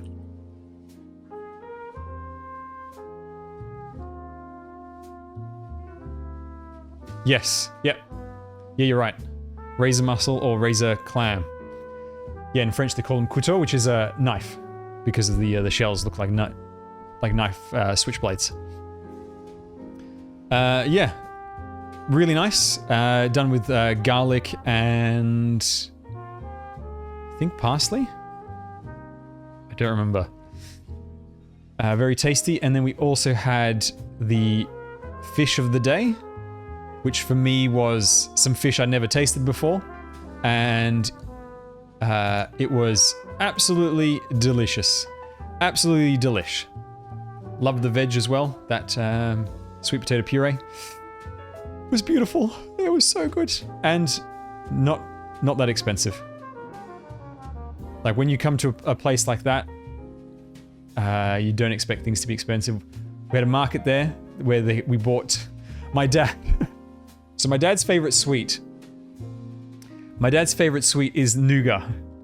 And we stopped at there was a town market, like, on the streets, market one of those days where people come in with homemade goods and that kind of stuff. And there was a guy that did homemade nougat. It was like 50 euros a kilo. And my dad bought almost a kilo of it to take back to Australia. It tasted amazing, let me tell you, because we got to try it first. But man, is that expensive. He was like, we come here only once every 4 years or so. It's worth it just for a bit of a treat. Because it is way too expensive. And in Australia, it's a bit difficult to find quality nougat. Then we left and moved on to Karnak.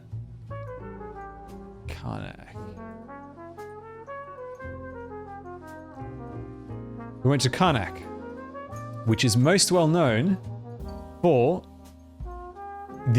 what's known as the alignments of Karnak, which is 3,000 menhirs.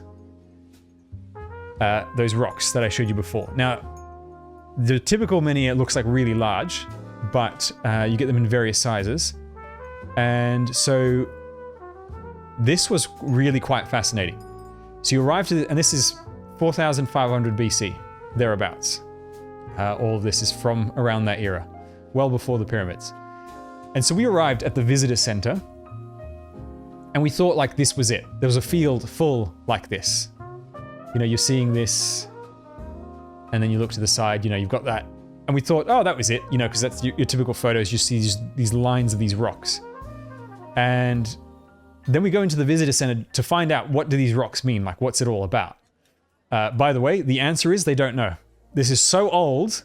There's no writing. There's no inscriptions. They have no idea the meaning of these rocks. We get into the visitor center and I see a map, and they're showing there's not just one field, there's 6 fields. So we start walking and walking, and there are just kilometers and kilometers and kilometers of these rocks. It would take you about an hour to walk from one end to the other of all these, across all these rocks. You can see it just goes on and on and on. And they're all in like lines like this. You can see it just goes forever. And when you get to the middle field, the third field, which is the one that most people go to, that's where you get the really big stones. So these stones are absolutely massive. Like, we're talking 3 to 4 meters high, just squash you like a grape if it fell on top of you. These things are huge. And they were all put in place thousands upon thousands of years ago, and we have no idea why. Now, the prevailing theory, and the one that makes sense to me, is it's like the passage to the afterlife. Because in the center, the main center field, where the big ones are, which looks like it's what they built first, because they put all the big rocks up first, and then they just extended it out with whatever rocks they could find, getting smaller and smaller. In that center bit, there was a cairn similar to that rock pyramid thing that I showed you before, a smaller one though. And it was in that area, and so it's probably the prevailing theory is it's like a passage to the afterlife. You know, sort of like landing lights to the afterlife, basically. And yeah, if you can think about how few people you would have had in a tribe back then, no machinery, just the sheer amount of work that it would have taken to do this, it's crazy. It was really, really cool. Then, now this next bit was great. So, I'm just going to show you this image. We're going to sit on these images for a moment, because I got to tell you a story. Me and my dad, adventure time. We decided to go visit the forest that inspired Merlin, right? It's the Forest of Merlin, the sorcerer. And so we go to this forest, and it's raining, unfortunately. It's the one day we had rain. And we really want to see it, but we don't want to get out and walk, because you have to park quite some distance, and you have to walk. We didn't have any umbrellas. And we think, well, there's a path there. You know, there's a road. Surely we can just go. Now it says, not allowed except for authorized people. We go, they'll never know. You know, we can just drive in. There's no one around. Just a few people walking. And so we drive in. And we keep going. It's really bumpy. This little Fiat is, you know, really being put to work. No four-wheel drive. Not very easy, but we make it. Pretty good. We get into the forest. We see a few people walking around. We keep driving past. We go through. And the forest starts getting, you know, denser and denser, like looking like that. And we decide, well, how about we just, because my aunt lives in near Amboise, which is a town not far from the other side of the forest. Like if you look at the map, hang on, let me find it.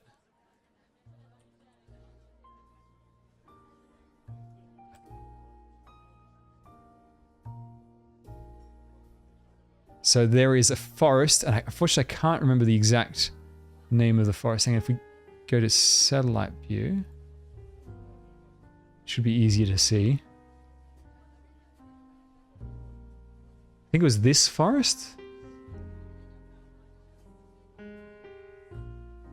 Or is it this one? One of these forests, right, we're coming down, so you have to, so we're coming down from Quiberon, we go through like these parts. We visit a few stops at places over here, and over here there's like this giant forest area, and I'm pretty sure it was over here or over here, and we wanted to go see like the place inspired by King Arthur or something. And we get into the forest, and we can see, like, let's say, imagine it was over here. And we enter in over here, and it was much bigger than this. Let's say it was like this. And we arrived over here, and we drove in, and we get about halfway, and we're like, it's getting late. We should really head towards the destination. Maybe we should go back. But then we look on the map, and we're like, oh, if we just drive through it and come out the other side, it's like a direct line. We won't have to go all the way around the forest. Big mistake. So we go in. Yeah, it was probably this over here, what they're highlighting in dark green. I think we entered in, we wanted to get to here. We come in from this side over here, and we didn't want to drive around. So we sort of cut into the forest, and we go in, and we get to this barrier in the middle of the forest. This big metal barrier. And we're like, oh damn, we're stuck. I get out and I have a look, and it's unlocked. So I just open it, we let the car through, and then I close it. And we're like, sweet. We've got this amazing shortcut, just cutting straight through the forest. And we're going and we're going and we're going and we're going. And then we get to the end of the forest. We're like, yes, the other side. And this is like really long, really big forest. And there is another barrier right at the exit, right leading onto the road that we need to get to. And it's locked. Same kind of barrier. Big metal bar with where the end of the bar is on top of like a pole. Like that.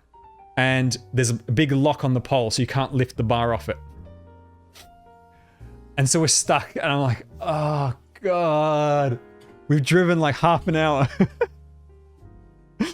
So we turn around and I look at the map. I'm looking at the satellite of the map to try to find paths. And there's another path to the right. And I'm thinking, okay, we only need to go back about 10 minutes and take this side road. If we take that, it might be unlocked. So we go back and we spend quite a while trying to find this side road because it was really obscured because of the trees. Everything's overgrown. And then we find it and we turn in at last. We drive another 10 minutes. Another barrier. We're stuck again. So in the end, we tried like 3 different exits. And we had to go all the way back to the start. All the way back. Back through that barrier that was unlocked. Back through that rocky area where the car barely made it. We're going through like just these really big dips, massive rocks. We're going full on 4-wheel driving in this little tiny car. And we come back all the way where we started. So we spent like 2 hours in this forest. It was so funny. But it was great. It was a real adventure. Genuinely one of the highlights of the journey. Absolutely loved it. And it was, as you can see, stunning forest.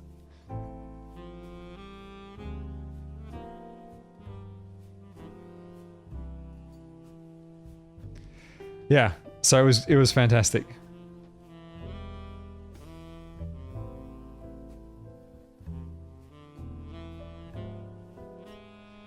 Ah, yeah.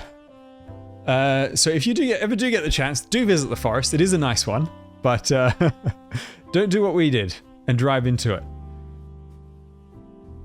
You're like parts of the forest. This is what you're looking at. You know, when the sides of the roads is just pure wilderness.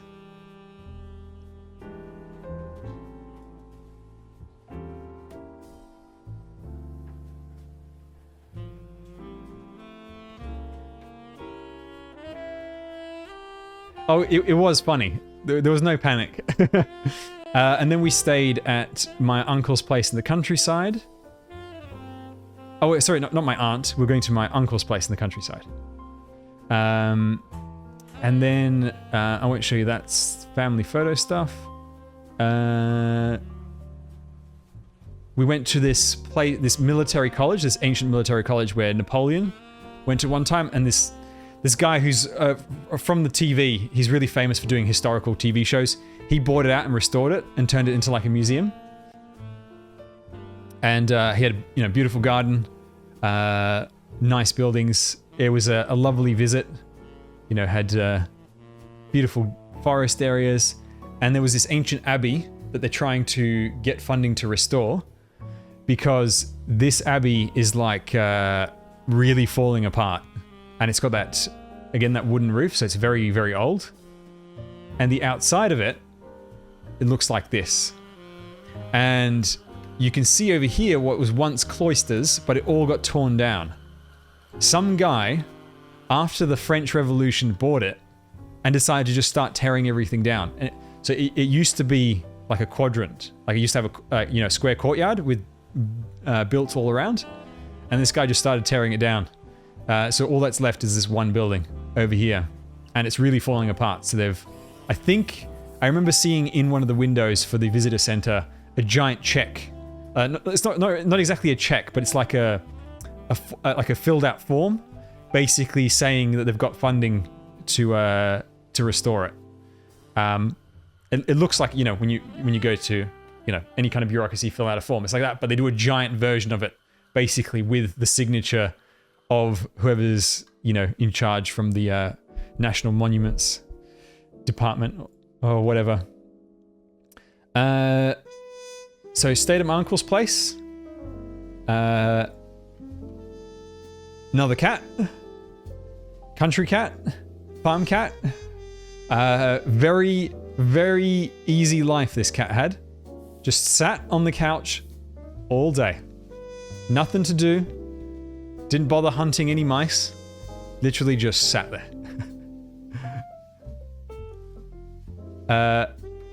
And there was this dog called Poppy. This is my cousin's dog. When you walk up to her, she just instantly goes into the rub my belly mode. Purely expects it. Very cute, very sweet dog who knew how to open the door. Knew how to open the front door to the house. I was sitting there reading a comic book because they, you know, everyone in France has a library of comic books. I was reading one and I'm sitting there in the lounge room and then she just comes in and just opens the front door and walks in. I was like, did I really see that? I couldn't believe it. It was just hilarious. And then, so we had dozens and dozens of different cheeses. This cheese, someone bought an entire wheel of cheese. I don't remember the name. I can't remember the names of the cheeses. There was, I think I tried in this holiday, maybe I ate 25 different cheeses. They were all amazing. God, it was so good. This cheese, after they cut it, because it was so hot, if you left it out on the counter, it would slowly start to melt, and so it would just deflate, and then you just see this big ooze of cheese coming out. But it was still like quite firm, but it was just slowly oozing out. Yeah, which was very, very funny. It tasted amazing. Then after that, we went to my aunt's place in a different part. They live on a farm, and they have a cat. So another cat. And they have chickens. And they have the neighbor has this parrot called George who keeps whistling. And if you whistle, he'll whistle back.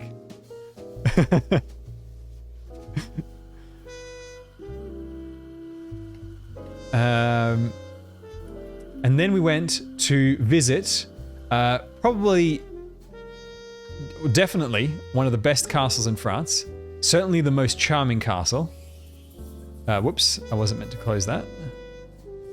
Oh man. Let me...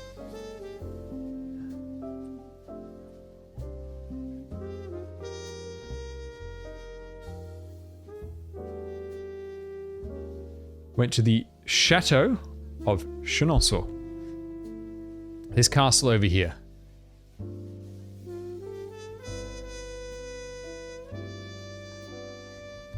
And it was the most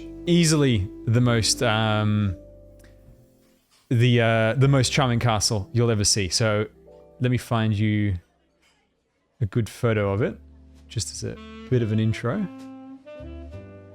So this is the castle itself, and it's constructed on the river with these beautiful arches. Like, what it's really well known for is these archways. And this entry over here, there's a door that connects to the kitchens. So they had deliveries come in by the water. And this castle was built and maintained over the years by several different royal women, rich women. And inside is fully furnished, so you can go and see lots of preserved rooms and tapestries and furniture and all that. It's absolutely gorgeous. And at the entrance, you get this warning when you go in through the security gate. Attention dogs. I am a guard cat.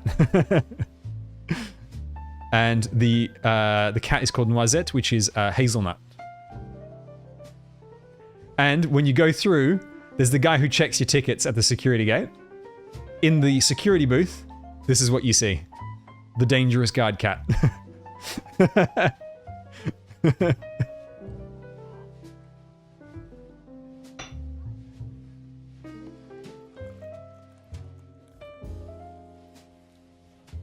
Very, very cute, very sweet. Now, Chenonceau is an amazing castle because not only do you get to see the interior preserved and you get to see everything fully furnished, it also has stunning grounds and stunning gardens. So there's a whole lot to see here. This must visit. Absolutely a must visit place. So out the front of it, there's a tower. This is all that remains of an older building that was here before. And then you come to the front entrance over there. And then when you get inside, you see things like this, you know, ancient tapestries, ancient paintings. There's a little chapel as well. You know, again, just single room is absolutely stunning. And then when you go out and you, there was this one room, this one woman, she was the widow in mourning. Her room was all black.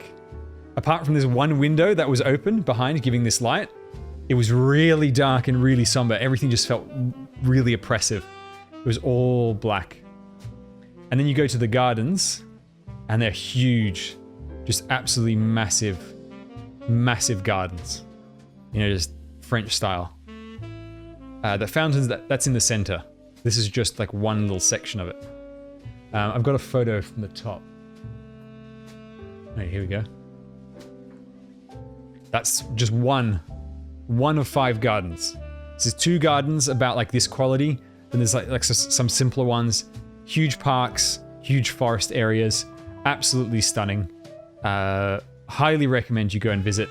There's also a lot of history on it, and it tells you about like all the different women that built and restored and added to the castle. So you get a whole ton of history from it as well. This castle played important roles in the... hello, welcome, Raccoon. It played important roles in both World Wars. In World War I, it was a hospital for wounded soldiers, and in World War II, it was at the demarcation line.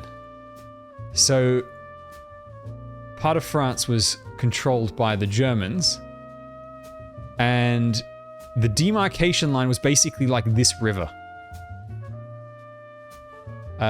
Chateau de Chenonceau. This is the castle over here. Absolute must visit, in my opinion.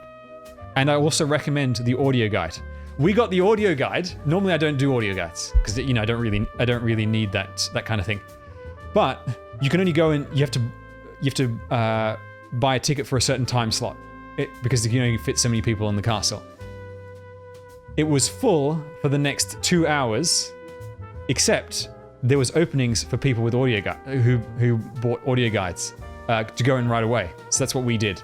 And the audio guide is based off of writings of the woman in the mid-19th century who bought and restored the castle.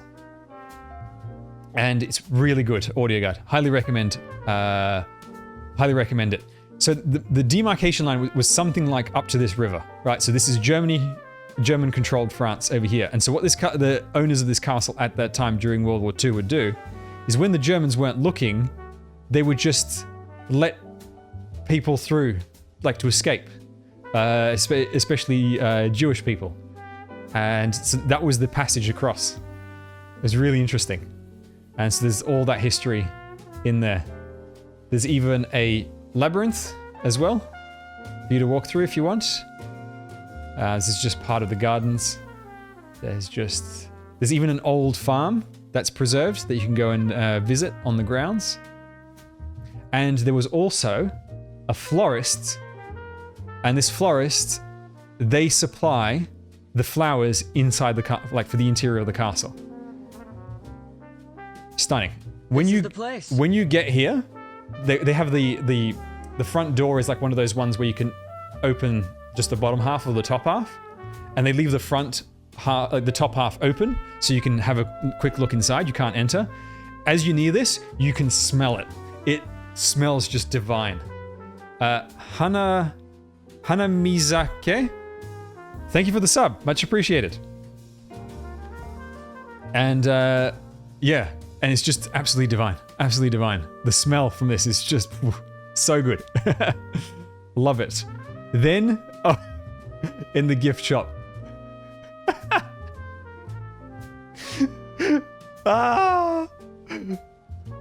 56 euros, which is ridiculously overpriced. But there were these stitched cats. These are based on portraits that are in the castle, but they've just replaced the person with cats. So funny. It was just hilarious. I couldn't stop laughing. Oh, also in one of the rooms, a pigeon came in the window, and this guy had to get it out.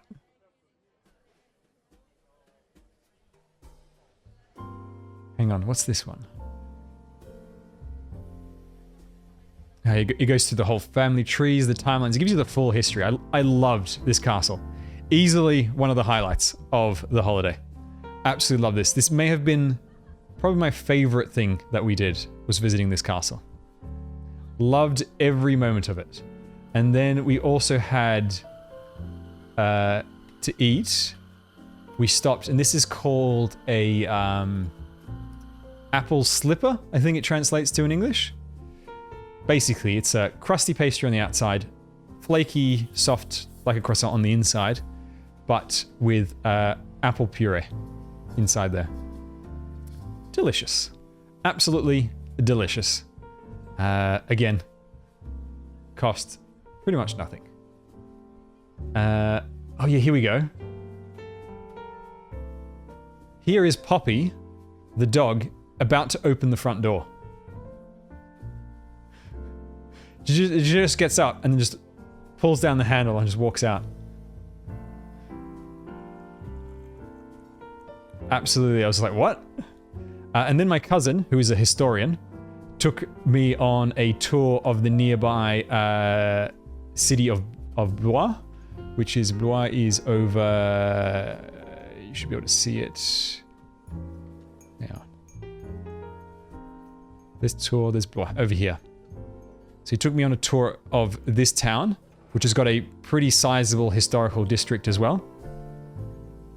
And so here is like a beautiful bridge made by a very famous architect. And then when you come in, there's this, it's hard to capture in photo, but this is a cathedral on top of like a hill in the middle of the city. And it's really imposing. Because when you, before you realize that it's on a hill, it looks like it's a cathedral that is just absolutely gigantic and just like towering over the city. And so he took us on this tour, took us through these back streets, all these, you know, preserved bits of building that you go through. Found another cat. Very cute. Just in the doorway, one of the back streets that we went through. And then his friend, another cat. And so we went and visited the cathedral. This is the one that was on top of the hill. And, you know, as always, it's just stunning interiors. Highly recommend you go visit. And then there was also a castle that's just near the town center. Hang on, let's see if I can find a more distant shot. Yeah, so this is the back of the castle. So the town center is like over here. There's a park and there's a cathedral on the right side. And what's really interesting about making a cattle. What's really interesting about this one is the weird history of this castle. Now you may notice, I wonder if I took a close-up of it. I don't think I did. All right, let's just zoom in. You may notice over here, it doesn't look right. You see this? It does not look right. In fact, it's not even touching. Basically, what happened is King Francis I built the first part of this. I think it was the first. He built the first part, and then somebody else built another part, and then another guy, like another king, later on, didn't like just doing, like, finishing projects of, like, his dad's projects, right? Because these things take hundreds of years to build. So when a king starts building something, the castle's not going to be finished in their lifetime, most likely. You know, you usually build a bit, and then the next guy builds another bit, and the next guy builds another bit, so on and so forth. And this guy was sick of completing his dad's project, so he thought, I'm going to demolish the whole thing and redo it in my style, because I know better. Now, thankfully, he didn't demolish the whole thing at once. He demolished sections at a time. But he only got to do one section, and this is his style over here, as you can see, it's much more modern. And this is like Medici influenced style. This is very Italian influenced style. And so you can see the more modern stuff over here. And he never finished it, so you've got this castle that is like 3 different styles. The first 2 styles are okay, like it work fine, but this third one does not fit with the rest of the castle, and it's not even connected to it. It was just moronic. And so yeah, it just takes forever to build this stuff. Now this castle, if you've ever seen anything to do with this castle, it's likely this staircase. It's most famous for this staircase over here on the exterior. It's a really cool staircase, lots of ornate sculpting, and even on the inside, as you can see, the inside area over there. Here we go. I've got a close-up of it. There, you can see all of that. Really cool staircase. Yeah, the old area of the castle just looks so much better. And then inside there's all these like museum areas where you can, you know, find suits of armor. They've got weapons, old furniture. What I was very surprised by this castle is that you weren't locked off from going near this stuff. Like you could just totally touch all these things, which was very surprising to me. This is like a cupboard. It's not small. This is like massive. This thing is like 6 feet tall. And all chiseled like that. Just ridiculous. And then there was this amazing painting. Yes, this is one of the most stunning paintings I've ever seen. So this painting, there's so many things about it that are ridiculously beautiful. First, it looks like, so there's this spotlight over here, right? There's like a real spotlight you can see on hitting the frame, hitting the painting. But even outside of that, it looks like the painting is emitting light. Like just the contrast work that the artist has done gives the impression that the light areas are giving off their own light. And if you look at her robe, that looks like real velvet. It doesn't look like paint. It looks like you could just feel that material. Like if you touch the painting, it would feel like velvet. It's just absolutely stunning. Just one of the greatest paintings I've ever seen. So beautiful. So well done.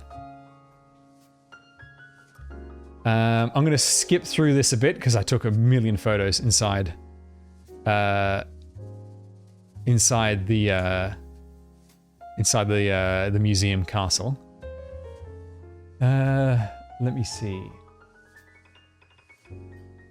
No, I'm going to keep that private because that's someone's personal house. Just in case. And then on the last day in the countryside, we decided in this area. So this area is the Loire Valley. I'm sure you've heard of it. Mick Jagger has a castle in this area. In fact, his castle is 5 minutes from where my aunt lives, and they see Mick Jagger on occasion in town shopping. During lockdown, he retreated to his castle, where he has a recording studio built inside of it. Yeah, I'm pretty sure it was Mick Jagger that she said. And so this area, the Loire Valley, is known for having castles. There are castles like every 15 minutes. You find another castle. There's another castle. There's another castle. There's just so many castles to go and visit. It's ridiculous. Ah, yes. Before I skip to the last thing that we did, talk about the scaffolding issues that we ran into. You know, the renovations and not being notified ahead of time online. There was a castle. There's this castle called Chambord, which is where it's like the king's retreat castle. You know, countryside retreat, go do a bit of hunting, that kind of thing. That's what this castle is for. And when we got there, all of the towers, apart from the middle bit, was all in scaffolding. So it was all under renovation, which is unfortunate. Now, of course, it's a good thing, you know, it's a good job that they're doing, but it's unfortunate that, you know, that we couldn't, that we didn't know ahead of time. Next time I go to France, I'll come back and I'll visit it in full. This is just one section of the roof. Absolutely stunning details. I love the detail. When you look at this, it looks like the rooftops of a city. That's how big this castle is. That's just this little bit over here. And the castle goes further to the left and right. There's like a tower over here as well, and the tower over there. And yes, now the hot air balloons, that's what this area is known for. And so on our final day there, we decided, how about we go on a hot air balloon? And now for hot air balloon, it's really fun. If you've never done it, I highly recommend it. Pick a good place, like a good area to do it in. You know, somewhere really picturesque. Part of the experience is helping them set up the hot air balloon and put it away, which is quite fun. And so what I was doing is I was holding the bottom of it open so they've got the big jets of fire, and they've got fans blowing the hot air into the balloon. And so you have to wait for it to inflate. This is the pilot. And so as you can see from the side, it looks like that. You know, so you've got the basket on the side. The basket is big enough for 16 people, or 17, 16 passengers, and the pilot. So you got to inflate it. So like that. You got the jets of, they've got 4, they can do up to 4 jets of fire at once. I think like this, they only do 2 because it would be too hot and it could affect the cables around it while it's on its side. And then you take off. So here's the, so he was the guy checking it out, and you can control the 4 jets over here. You can also direct it. Now you can't, thank you, Ventus, welcome. You can't control where the balloon goes. It just follows the wind. You can just control the height. And so what you can do sometimes is you can tell, like the pilots, they can tell that the wind is moving in a different direction at a different height. So they'll go to a different height to move in a different direction. And we took off right in front of a castle. So we were in a field. There's a river down below over here, small river. We took off in a field just opposite this castle. And so when we took off, we went right by the castle. And then, you know, just flying over the towns. And we did, they generally do either sunset or sunrise flights. We wanted to do sunset, but the wind was too high. The limit for hot air balloons is 18 km/h winds. And for us, it went to 20 the night we were supposed to go. So ours was cancelled. But luckily, there was enough spots for the morning ride for me and my dad to go. And so we went for the sunrise. And it takes you up really high. And we got to...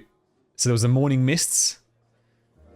And we just took off, went through the mists, up above the clouds. Like, not the same height as an aeroplane cloud, but, you know, morning you got low clouds. And we got to the sunrise. Now, if you're afraid of heights, I recommend hot air balloon as a way to get over it a bit. Because it takes off very slowly, very gently. There is no turbulence whatsoever in a hot air balloon because you follow the wind. Turbulence is when you're fighting the wind. But with this, it's just, you just glide. It's like being on a magic carpet. And inside the basket, there's the pilot's area in the middle, and then to either side of him, there's 2 little sections on either side for 4 people in each section. And it's very safe. You know, as you can see, it's quite high up the edge of the basket, so you never feel like you're going to fall out or anything. And while we were up there, we saw deers, a mother and baby deer in the fields. And I think they saw us, and then they ran into the forest. Yeah, it was absolutely amazing. So I highly recommend going on a hot air balloon ride. You can also do this in Australia, by the way.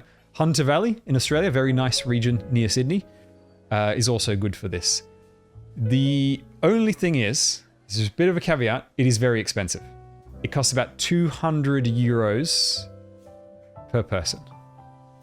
So it is not cheap. And the reason it's so expensive is because they only do about 2 flights a day and only for certain times of the year. So they have to make all their money in a limited window. So it is quite expensive. But once in a lifetime, it's certainly worth doing at least once.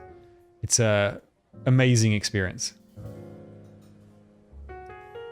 Wherever you do it, I recommend you do it in a quiet area so you get that peace and tranquility. Then let's skip through that. And then we stayed near this castle. So I'm sure everybody's heard of Versailles, which is the castle constructed by King Louis XIV, the Sun King, as he was called. Before he constructed Versailles, the kings used to live in a place called Fontainebleau, which is also near Paris. And there's a whole town built around it. And it is a magnificent palace. We stayed in a hotel next door. It turned out to be the cheapest place. And we stayed there for one night with a big visit of the castle the next day. So this is just what the area of the town looks like. And we had some crepes for dinner. Now, I don't know why I've got... this is a scallop and capsicum with spinach crepe. And the sauce, I can't remember what it's called. Somebody who knows food might be able to know this better. But it's a specialty of the area, like this type of galette. And I had a salmon, a smoked salmon crepe. Amazing, absolutely amazing. It just tasted so good. And then for dessert, had a this was poached pears, I believe, with almonds and honey that is cultivated from bees, from hives in the grounds of the castle, like in the forest of the castle. And this honey is primarily made by bees that go to chestnut trees. And what that does is it makes really strong, really rich flavor honey. It tastes so good. This honey is like the best way of describing it is it's like smoked honey. You know when you think of like smoked bacon, that extra bit of flavor that it adds to it? It's the equivalent of that. Imagine like adding something like that to honey, and you've got yourself this crepe. Oh, it was so good. It was so good. I would kill for one of these right now. I wanted to bring a jar of this honey back into Australia. But Australian border customs does not allow things like honey across the border. So it would have been confiscated, unfortunately. Absolutely delicious. And then we went into Fontainebleau the next day, which is a massive palace / museum.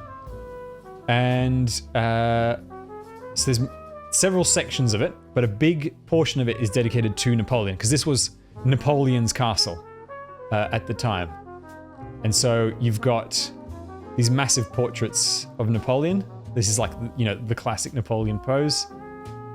And then you've got him basically trying to make himself look like, because, you know, he appointed himself emperor of France and then took over much of Europe. And so he's doing his best to look like, you know, a Roman emperor. And then there was just all sorts. They had like all of Napoleon's stuff was here. They even had his uniform, like one of his outfits. They had his toiletries. This is his toiletry bag. So you can see it's got all the different razor blades, perfumes, everything, mirror, scissors, all that is in here. So basically everything that Napoleon's ever owned is in this castle. You've even got like his ceremonial sabers as well. It was just crazy. There was a lot of these, the French royalty is obsessed with these plates, with painted plates, and takes a huge amount of artistry to make one of these. And these aren't for decoration. They would eat on these plates just to show off how rich they are. Absolutely nuts. And then who was this? I think this was his wife. First or second wife, I don't remember. And then you'd go through and you'd have, you know, you go through still furnished bedrooms. This is the Queen's bedroom. You know, just look at like how ornate that is. There was a chapel that was very clearly modeled after the Sistine Chapel in the Vatican. And just this paintings everywhere. Just the amount of hours that it would take to make something like this is just ridiculous. And then you'd have things like, just everything was just so opulent. Like, just look at that ceiling. This is just one of the rooms. It just has a ceiling like that. This is another ceiling, you know? I remember there was, where was it? I reached this one point and I took a photo of this room because it was like the least ornate room that I'd been to in like half an hour. Was it this? No, it wasn't this one.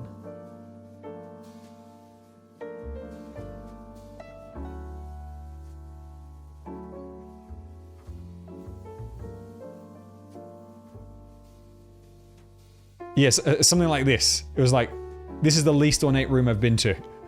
Because it didn't have any fancy furniture. You know, everything was just insane. Insane with how opulent these French palaces are. It's ridiculous.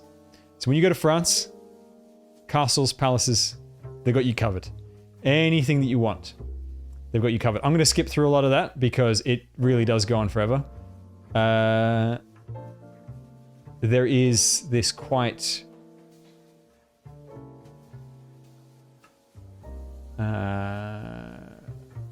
what do we do next? We took a tour of the, you know, massive grounds, huge park, very beautiful. Let me just have a look at this. Actually, I'll do a zoomed out shot. You know, you've got, it's named after the water. The castle is named after the water. You know, the castle is literally a fountain of beautiful water. And yeah, just ridiculously massive parks everywhere. And then we went to Versailles just for a quick stop on the way back to Paris. And now we arrived quite late in the day, so it was closing. And also a lot of it was still under renovation, as you can see here. But just to give you a glimpse of Versailles, this is just like one of the small side roofs of this palace in ornate gold.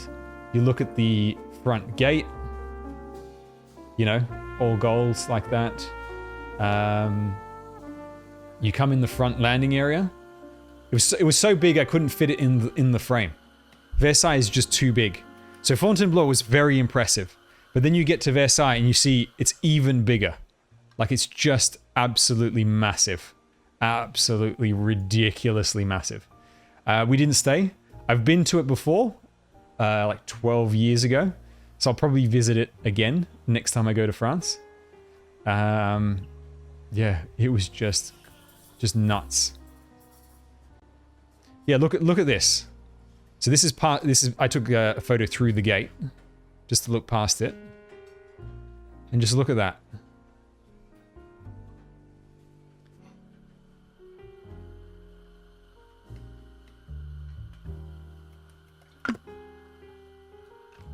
And Louis XIV's goal with Versailles was to make a palace more opulent than Fontainebleau.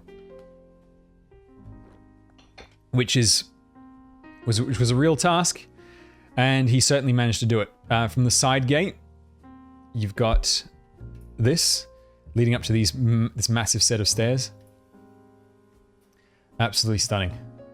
And then this is visiting some friends. Went into Paris. Walking down what's an arcade street of Paris, and I found my favorite figurines. I wish I could buy these. I could have bought these, but 130 euros for Obelix, 120 euros for Asterix. And I love the fact that he's holding a stack of the comics. That is so cool. And even the detail over here. This is Asterix and Obelix. You've never heard of Asterix and Obelix? Very famous French comic books. Translated into most languages. Ah, well, you should look them up. They're excellent comics. And they're really good at learning history. They teach history in a very fun way. Yeah. Extremely famous. Extremely famous. This and Tintin.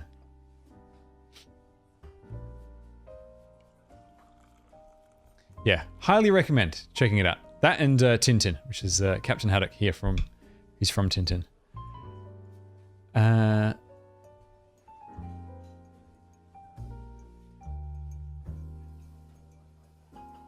then, we went to this. There was this other store that sold little bits from for doll houses, like little miniatures. So these are all little miniatures for dollhouse. So this is all, remember, this is all tiny. All of this stuff is really, really tiny. So if you wanted like cakes to put in, and like one of these cakes is about that big.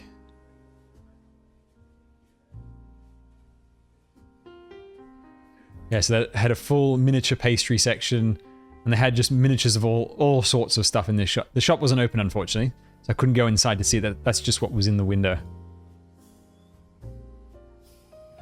Yeah, look at all this. Trays of little tarts.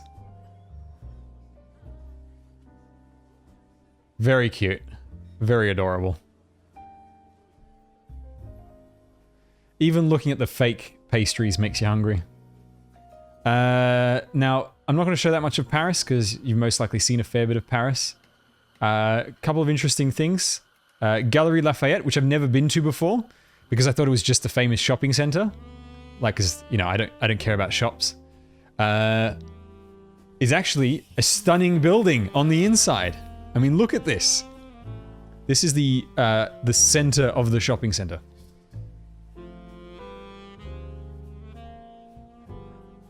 And so you look at that, Just look at the detail.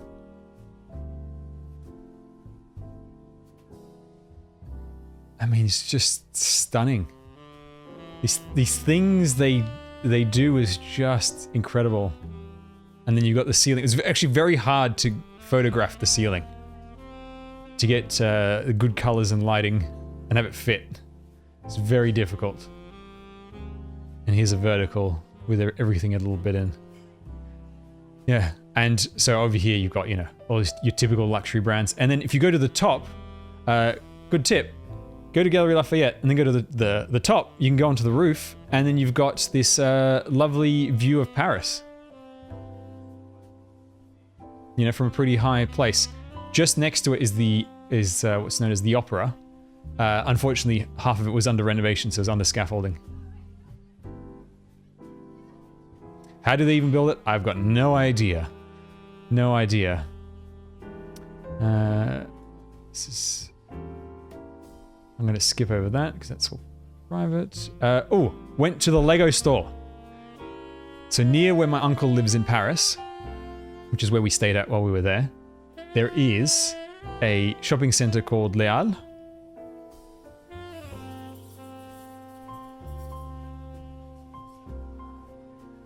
Yep, there's a shopping center over here, not far from the Louvre. And they have this big Lego store over there. And inside that Lego store, they built French monuments out of Lego. So you've got Arc de Triomphe. And I love the little details, like how they do the sculptures. And then on the roof they've even got the details. And they also built Notre Dame in Lego.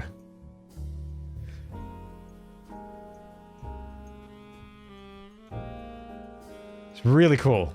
Unfortunately, you can't buy this, but I loved all the little details of it. The little figures on top. Great attention to detail.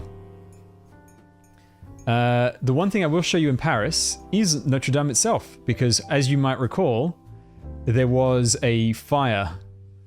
Oh, actually, before we do that, quick pit stop. There's some food. Giant macarons at the bakery of my aunt-in-law's friend. Has a bakery. And they are giant macarons, which I've never seen before. We did not buy one. I really should have. They totally look like hamburgers. No, I didn't see the Reddit poll on operator strength. Not yet. Gros, that means big in French. So you can get it chocolate, caramel, vanilla, or coffee. Although I don't know what's left over here. This is probably the caramel one. And now we didn't have this, but I did have a croissant and we had a raisin bread from this bakery. Amazing. Absolutely amazing. So I'm sure this would have tasted just divine as well. And so one night we went out for a walk in the evening. Let's have a look. And we went to visit Notre Dame. And if you remember, it had a fire recently. So at the front, it's all blocked off. You can't go near it, like too near it. There's all these like temporary offices and everything set up for the restoration project. Now from the front, it doesn't look that bad, except it's missing the two big towers, the big spiky roofs. They're missing. I don't know what they're called in English. The steeples, I think. I think it's called a steeple in English. Yeah, those are missing because they all got burnt down. All the wood stuff got burnt down. And what's interesting is that as you walk alongside... Oh, here's a photo. So this is of the fire. And the fire happened while they were doing restorations. I'm not exactly sure what started it, but it was in the middle of restoration. As you can see, there's scaffolding there. And it's pretty bad. Pretty bad fire. Oh, the Eiffel Tower is way taller. Way taller. castles are not generally not that tall. They just take up a lot of ground.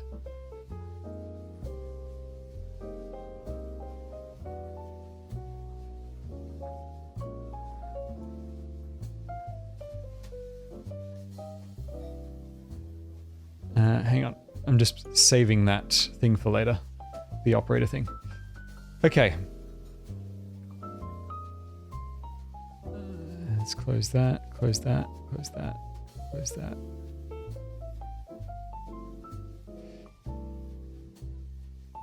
Yeah, sometimes you just have like 1 or 2 tall towers to overlook. So along the side of Notre Dame, they've got this huge display area telling you about this exhibition on the street, telling you about what caused the fire and the restoration project. And they show you photos from the interior, you know, the collapsed roof and everything. And it's really fascinating reading about how they're doing the restoration. So what they do, and it's also in English as well. So what they're doing over here is they're identifying the different bits from the ceiling, and they catalog everything, and they figure out what's made of what, and they're going to try to recreate it exactly as best as they can. And it's really fascinating just to hear about how they're doing it, and you can see them taking statues away.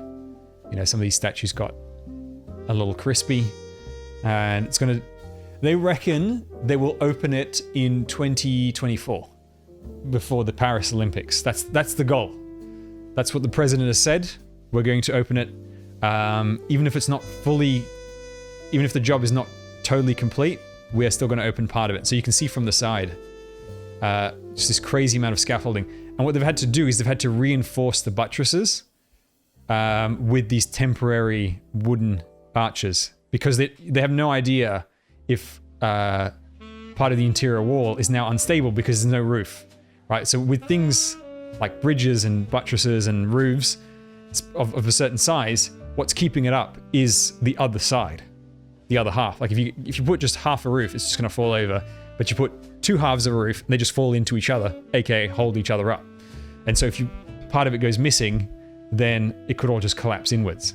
So everything is all reinforced. It's really fascinating. It's very interesting to see all of this in action. And there's a giant crane as well. So you can see it's fully scaffolded for most of it. Absolutely fascinating. And it's worth, if you happen to be in Paris before they reopen it, it's worth dropping by just to see what it looks like. One last cat in France. There's this school for this piano school that we passed, and the mascot is this cat playing the piano. And next to it, they have photos of this cat playing the piano. Over here, it's saying, "Okay, I'm going in," like I'm starting. And then, you know, it just watches you play. It's super cute. Super cute. And yeah, so you can learn piano from this school. Then we went to Italy. It's not really much to show. I'm not going to show much of Italy because it was mostly just visiting friends. So it's mostly just personal stuff. I'll just show you some of the food. I had this pizza, which was called, please forgive my Italian, Quattro Stigoni, or something like that. When I tried to say it to the guy, he repeated it to me in like this heavy Italian. Basically, it's 4 different sections of pizza. Amazing. Absolutely amazing. It's an olive section, an artichoke section, a mushroom section, and a ham section. Yes, the 4 seasons. That's delicious. Ate all of it, including all the crust. It's perfect. And then I had... Oh yes. I met a cat in Italy. Just this little kitten. Whoops. This absolute cutie just came up to me. Super friendly.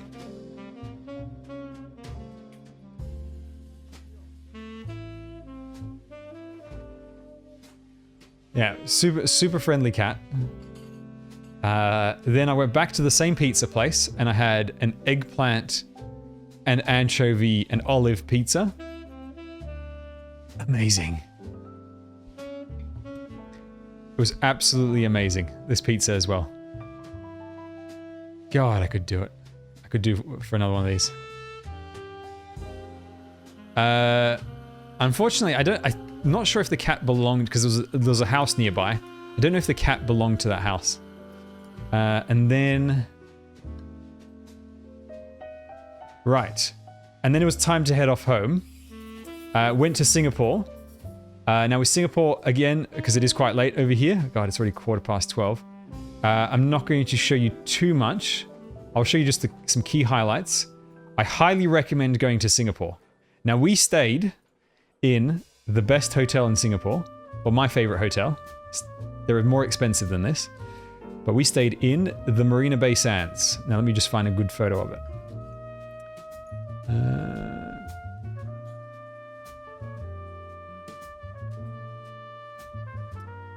Where? See, the problem is I take a lot of photos from the hotel, so I need to find one of the hotel itself. So here's an obscured photo, because it just looks cool. So it's like this. There's 3 of these towers with this massive boat-looking thing on top. Did you get to try Kaya Jam? No, I don't think so. And the hotel was... So this is the hotel room. We had a balcony with a view on the garden. So garden view hotel. The inside of the hotel lobby looks like this. Like you're looking up the inside of a tower. Absolutely gorgeous. Staying at the Marina Bay Sands was a bit of a treat. You know, only 2 nights. Not cheap, but it's one of those things, you know, every once in a while you know, for an experience, you just do something a little different. I'm still trying to find like a good photo of the hotel itself. Could just Google one. But surely I've took some photos of the hotel. I think I've got some night shots.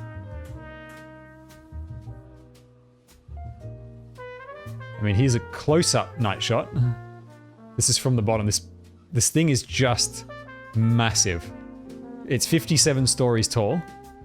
And so we were staying like around here. That's where our hotel would have, our room would have been, around that floor, because we were not very high. No, we just stayed in Singapore. We mostly stayed in the area of the hotel because it's in the best part of Singapore, in my opinion. Because behind the hotel, you've got what's called the Gardens by the Bay, which is just this stunning park area. So this is behind the hotel. So this is the view from, I think I've taken this shot from our balcony. Yes, I think this is from our balcony. Oh, no, it's not. No, it's not from the balcony. It's from the observation deck. Yeah, this is way too high to be from our balcony. There's an observation deck as well. And so these what are known as sky trees. And they're artificially made, but they've got lots of greenery on them. And they light up at night. There's a whole show. They do a light and sound show. And these 2 domes are massive conservatories of for nature. And when you go inside, you've got this huge mountain of green inside that you can go up the interior and then you can walk around the walkways around the outside. And there's just flowers and flowers everywhere. You just got flowers upon flowers upon flowers everywhere. Here we go. So this is what it looks like. It's a bit difficult to photograph because of how big this is.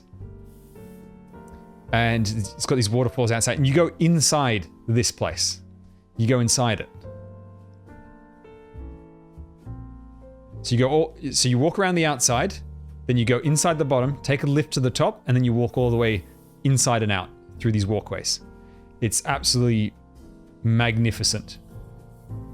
And you just got all sorts of different greenery. And that's one of the domes. This is a photo from up high.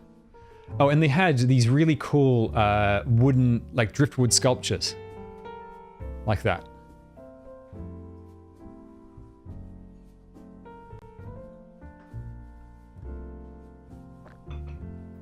It's so cool, the stuff they do with this. I mean, just look at that. Made from bits of wood.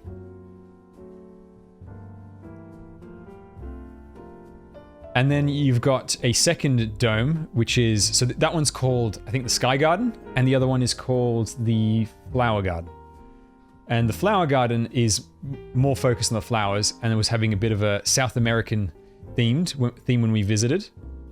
And so you had like lots of Incan, Mayan, Mexican stuff around, and they had just flowers everywhere. It's just so beautiful.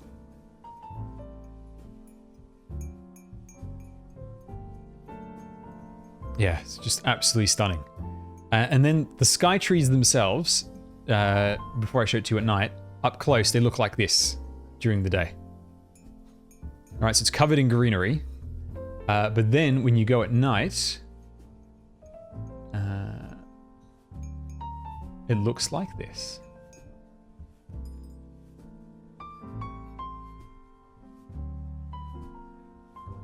They light them up, and they do a full light and sound show. It's free to visit everything. You only have to pay to do the upper walkway, and it is absolutely stunning. And when we were visiting, there was a mid-autumn festival, so they had like street vendors and stands. We had some nice chicken skewers. And here we go. Here's another set of colors. It's really beautiful. Gardens by the Bay, another one of my top 10 must-visit places in the world. It was so gorgeous. Oh, here we go. Here's a bit of a shot of the hotel. Still a bit cut off though. It's so hard to photograph because it's just so big. And then here's the chicken skewers that we had. And these are bacon-wrapped bunches of mushrooms. There's really thin, skinny mushrooms. Very difficult to eat. Very difficult to eat this. Also, I thought the chicken skewers tasted better.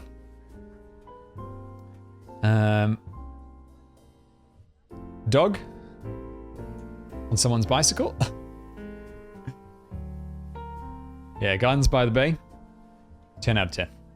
Absolute must visit.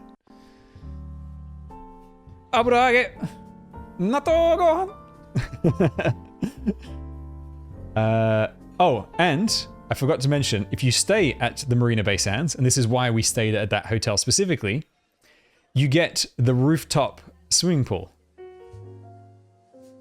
which is an infinity pool. An infinity pool is a pool that looks like it has no edge, like no border to it. And so it goes up to the end, and you've got the full city view on one side and the garden view on the other. So from the edge of the pool, this is the view. And the pool goes for like 300 meters.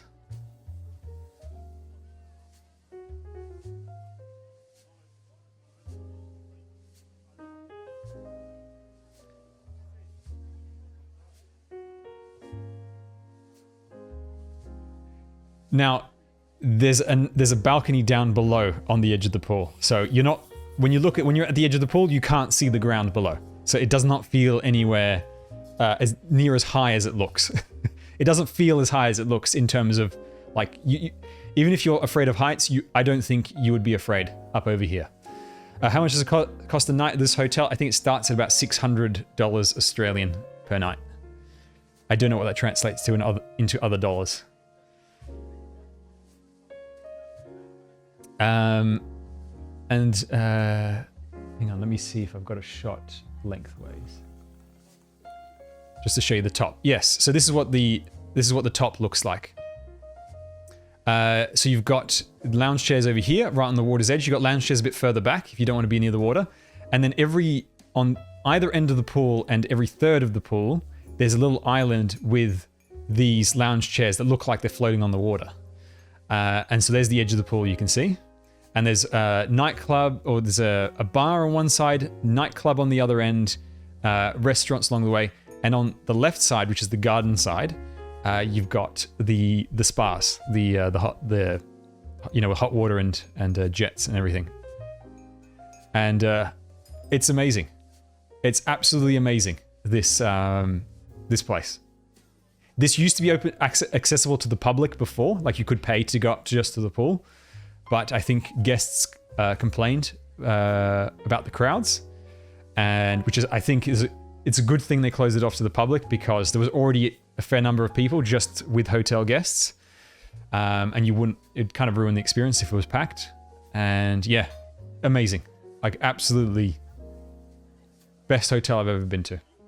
I've seen more expensive hotels, which I'll show you some photos of, but I would still rather go here than the more expensive hotels, because this is the kind of thing where it's just an experience you don't really get anywhere else.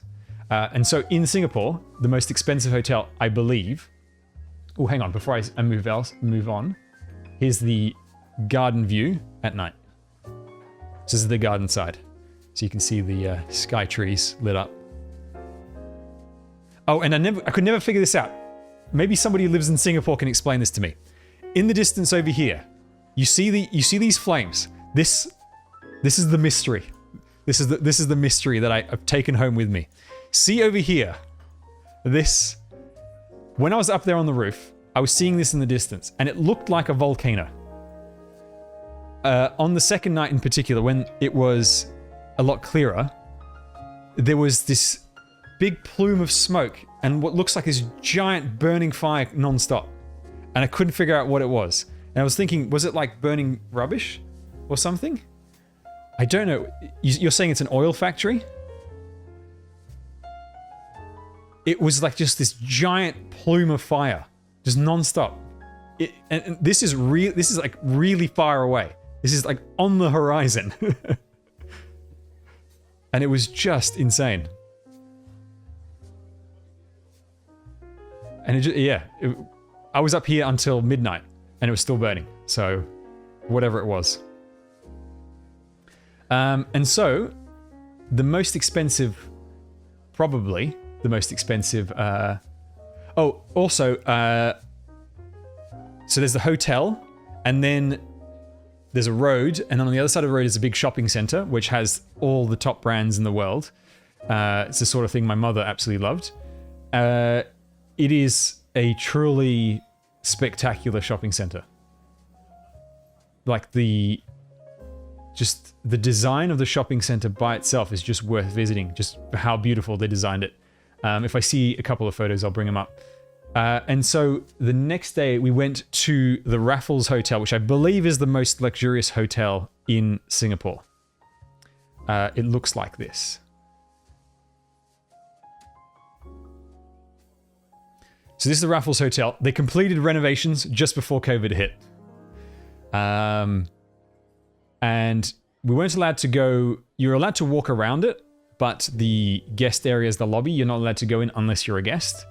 Thankfully, the very friendly doorman allowed us to just take a look inside the front entrance. And as you can see, immediate top luxury. There is the Fullerton, but the Fullerton do not look as impressive as the Raffles.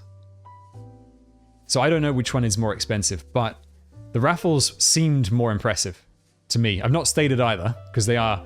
This place is like a minimum 1,000... I think I looked it up. It was like 1,300 or something. euros a night minimum, or Singapore dollars. I can't quite remember. This amazing chandelier. I want to take it home. Just look at that. And then you can walk around the grounds, which is just absolutely beautiful. You know, you've got beautiful greenery, green areas. It's another shot of the lobby. Hang on. You got this fountain, which has got quite a lot of history to it. These courtyard places. Then, you know, you just got this kind of stuff. It looks really beautiful.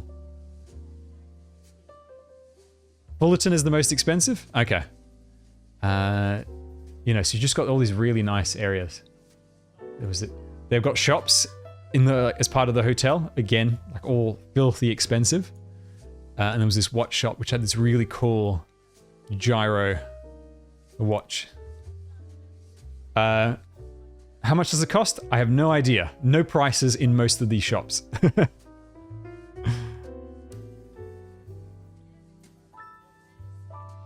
So you can get...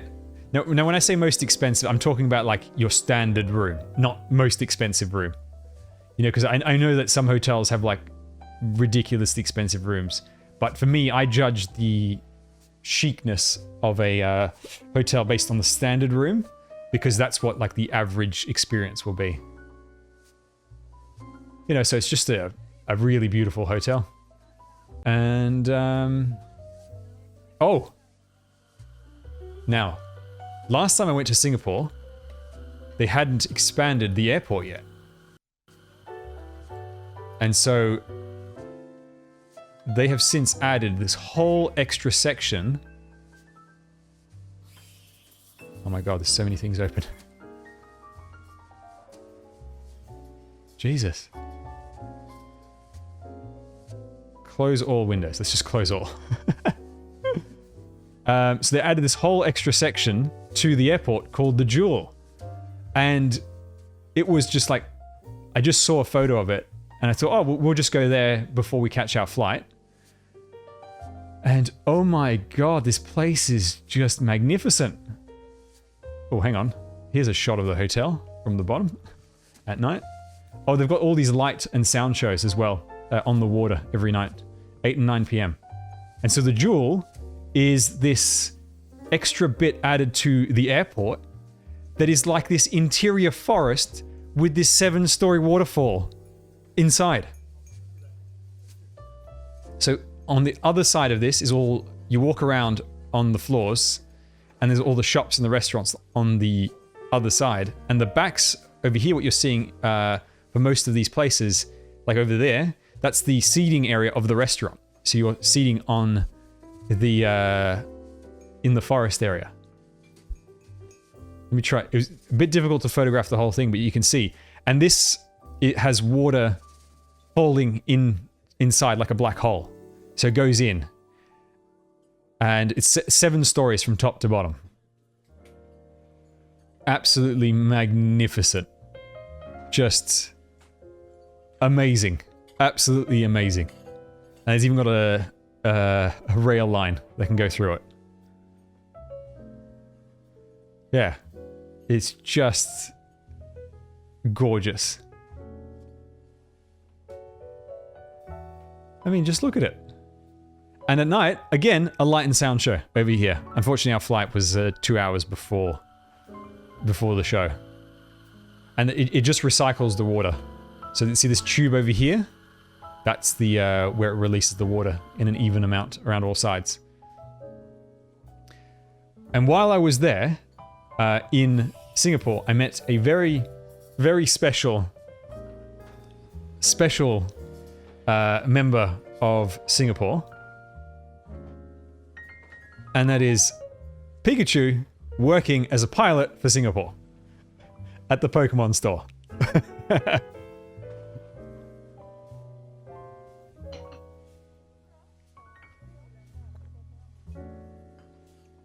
Very cute. The person inside the costume was amazing as Pikachu.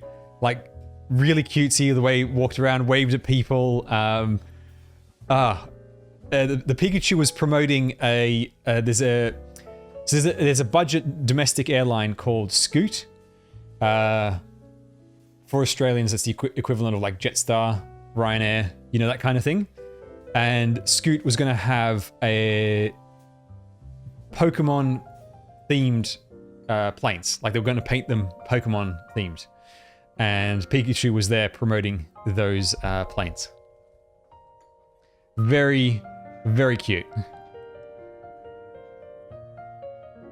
Yeah, the actor was really good at making it really cute. Like, for instance, over here, just like, you know, leaning to the side, waving at people. No, I didn't meet anyone.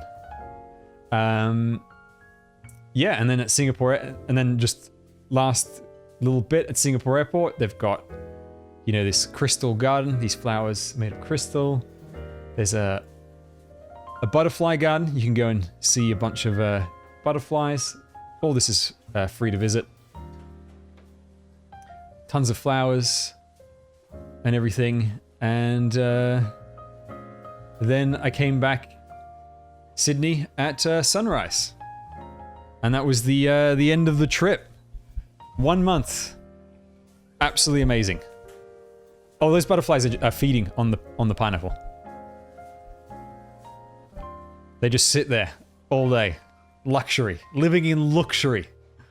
They don't even have to work for their food. And there's like a special chamber where all the cocoons go when they're revolving. Literally rows, like these like metal bars, and they just hang all these cocoons from them. And yeah, so that was the trip. In a nutshell. I mean, I did a lot more than what I showed, but we're already here for quite a while, so yeah, it was amazing. Highly recommend going to France, and if you're ever on the way to Australia and you have the opportunity to use Singapore Airlines and stop in Singapore, I highly recommend that too. Singapore is a place I like to go to frequently, but just a few days at a time. Like 3 days for me is enough for each visit in Singapore. It's not a place where you really stay for a long time. Also, you should be aware that Singapore has ridiculously high humidity. It feels like you're just breathing in water with how high the humidity is. But it's an amazing place. And Gardens by the Bay is absolutely worth it. If you want to just visit Singapore once, try to make it a trip to Marina Bay Sands with a visit at Gardens by the Bay. Like that is the must-see of Singapore. Once in your life. I highly recommend it. Yeah, in France, you know, there's just so much to see in France. It's unbelievable how much there is to see in France. So if you've never been, I highly recommend you visit. And what I showed you, that was just from one corner of France. That was just, we borrowed a car and we just hit the road. 2 weeks of traveling. It was a total of 3 weeks in France. 2 of those weeks were done traveling. 1 of those weeks was largely staying in 1 or 2 places with family. So yeah, that was my holiday. I'm glad to be back. I'll be getting back to work on making some video content this week. And we've got Fiametta pulls happening, I believe it's this Saturday. Do I have that correct?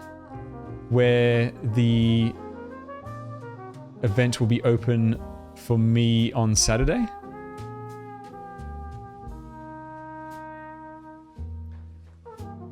And thank you very much for the very warm welcome. It's in 2 hours and 2 days.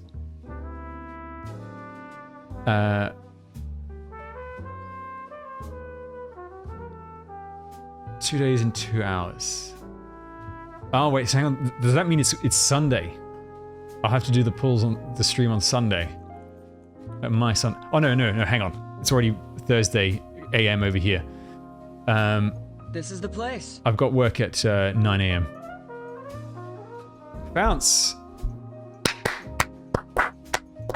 8 months in a row. Thank you for the sub. How was the holiday? Well, you just missed 3, I I think 3 hours of me going through the whole thing. I will post the VOD on YouTube, or you can always watch the Twitch VOD if you want to see all the all the holiday stuff. It was 3 hours. If you want a full tour. Yes. Okay. So yeah, my initial thought was right. The stream will be on Saturday, because you know the thing doesn't open for me until early morning. So I will stream on Saturday. I'll probably stream during the day. I think I might be busy around lunchtime, but I will post the exact start time afterwards. And yeah, we'll do Fear Metapools, we'll do the new event, the whole lot. I've only just been reminded of my earlier Moinar pools.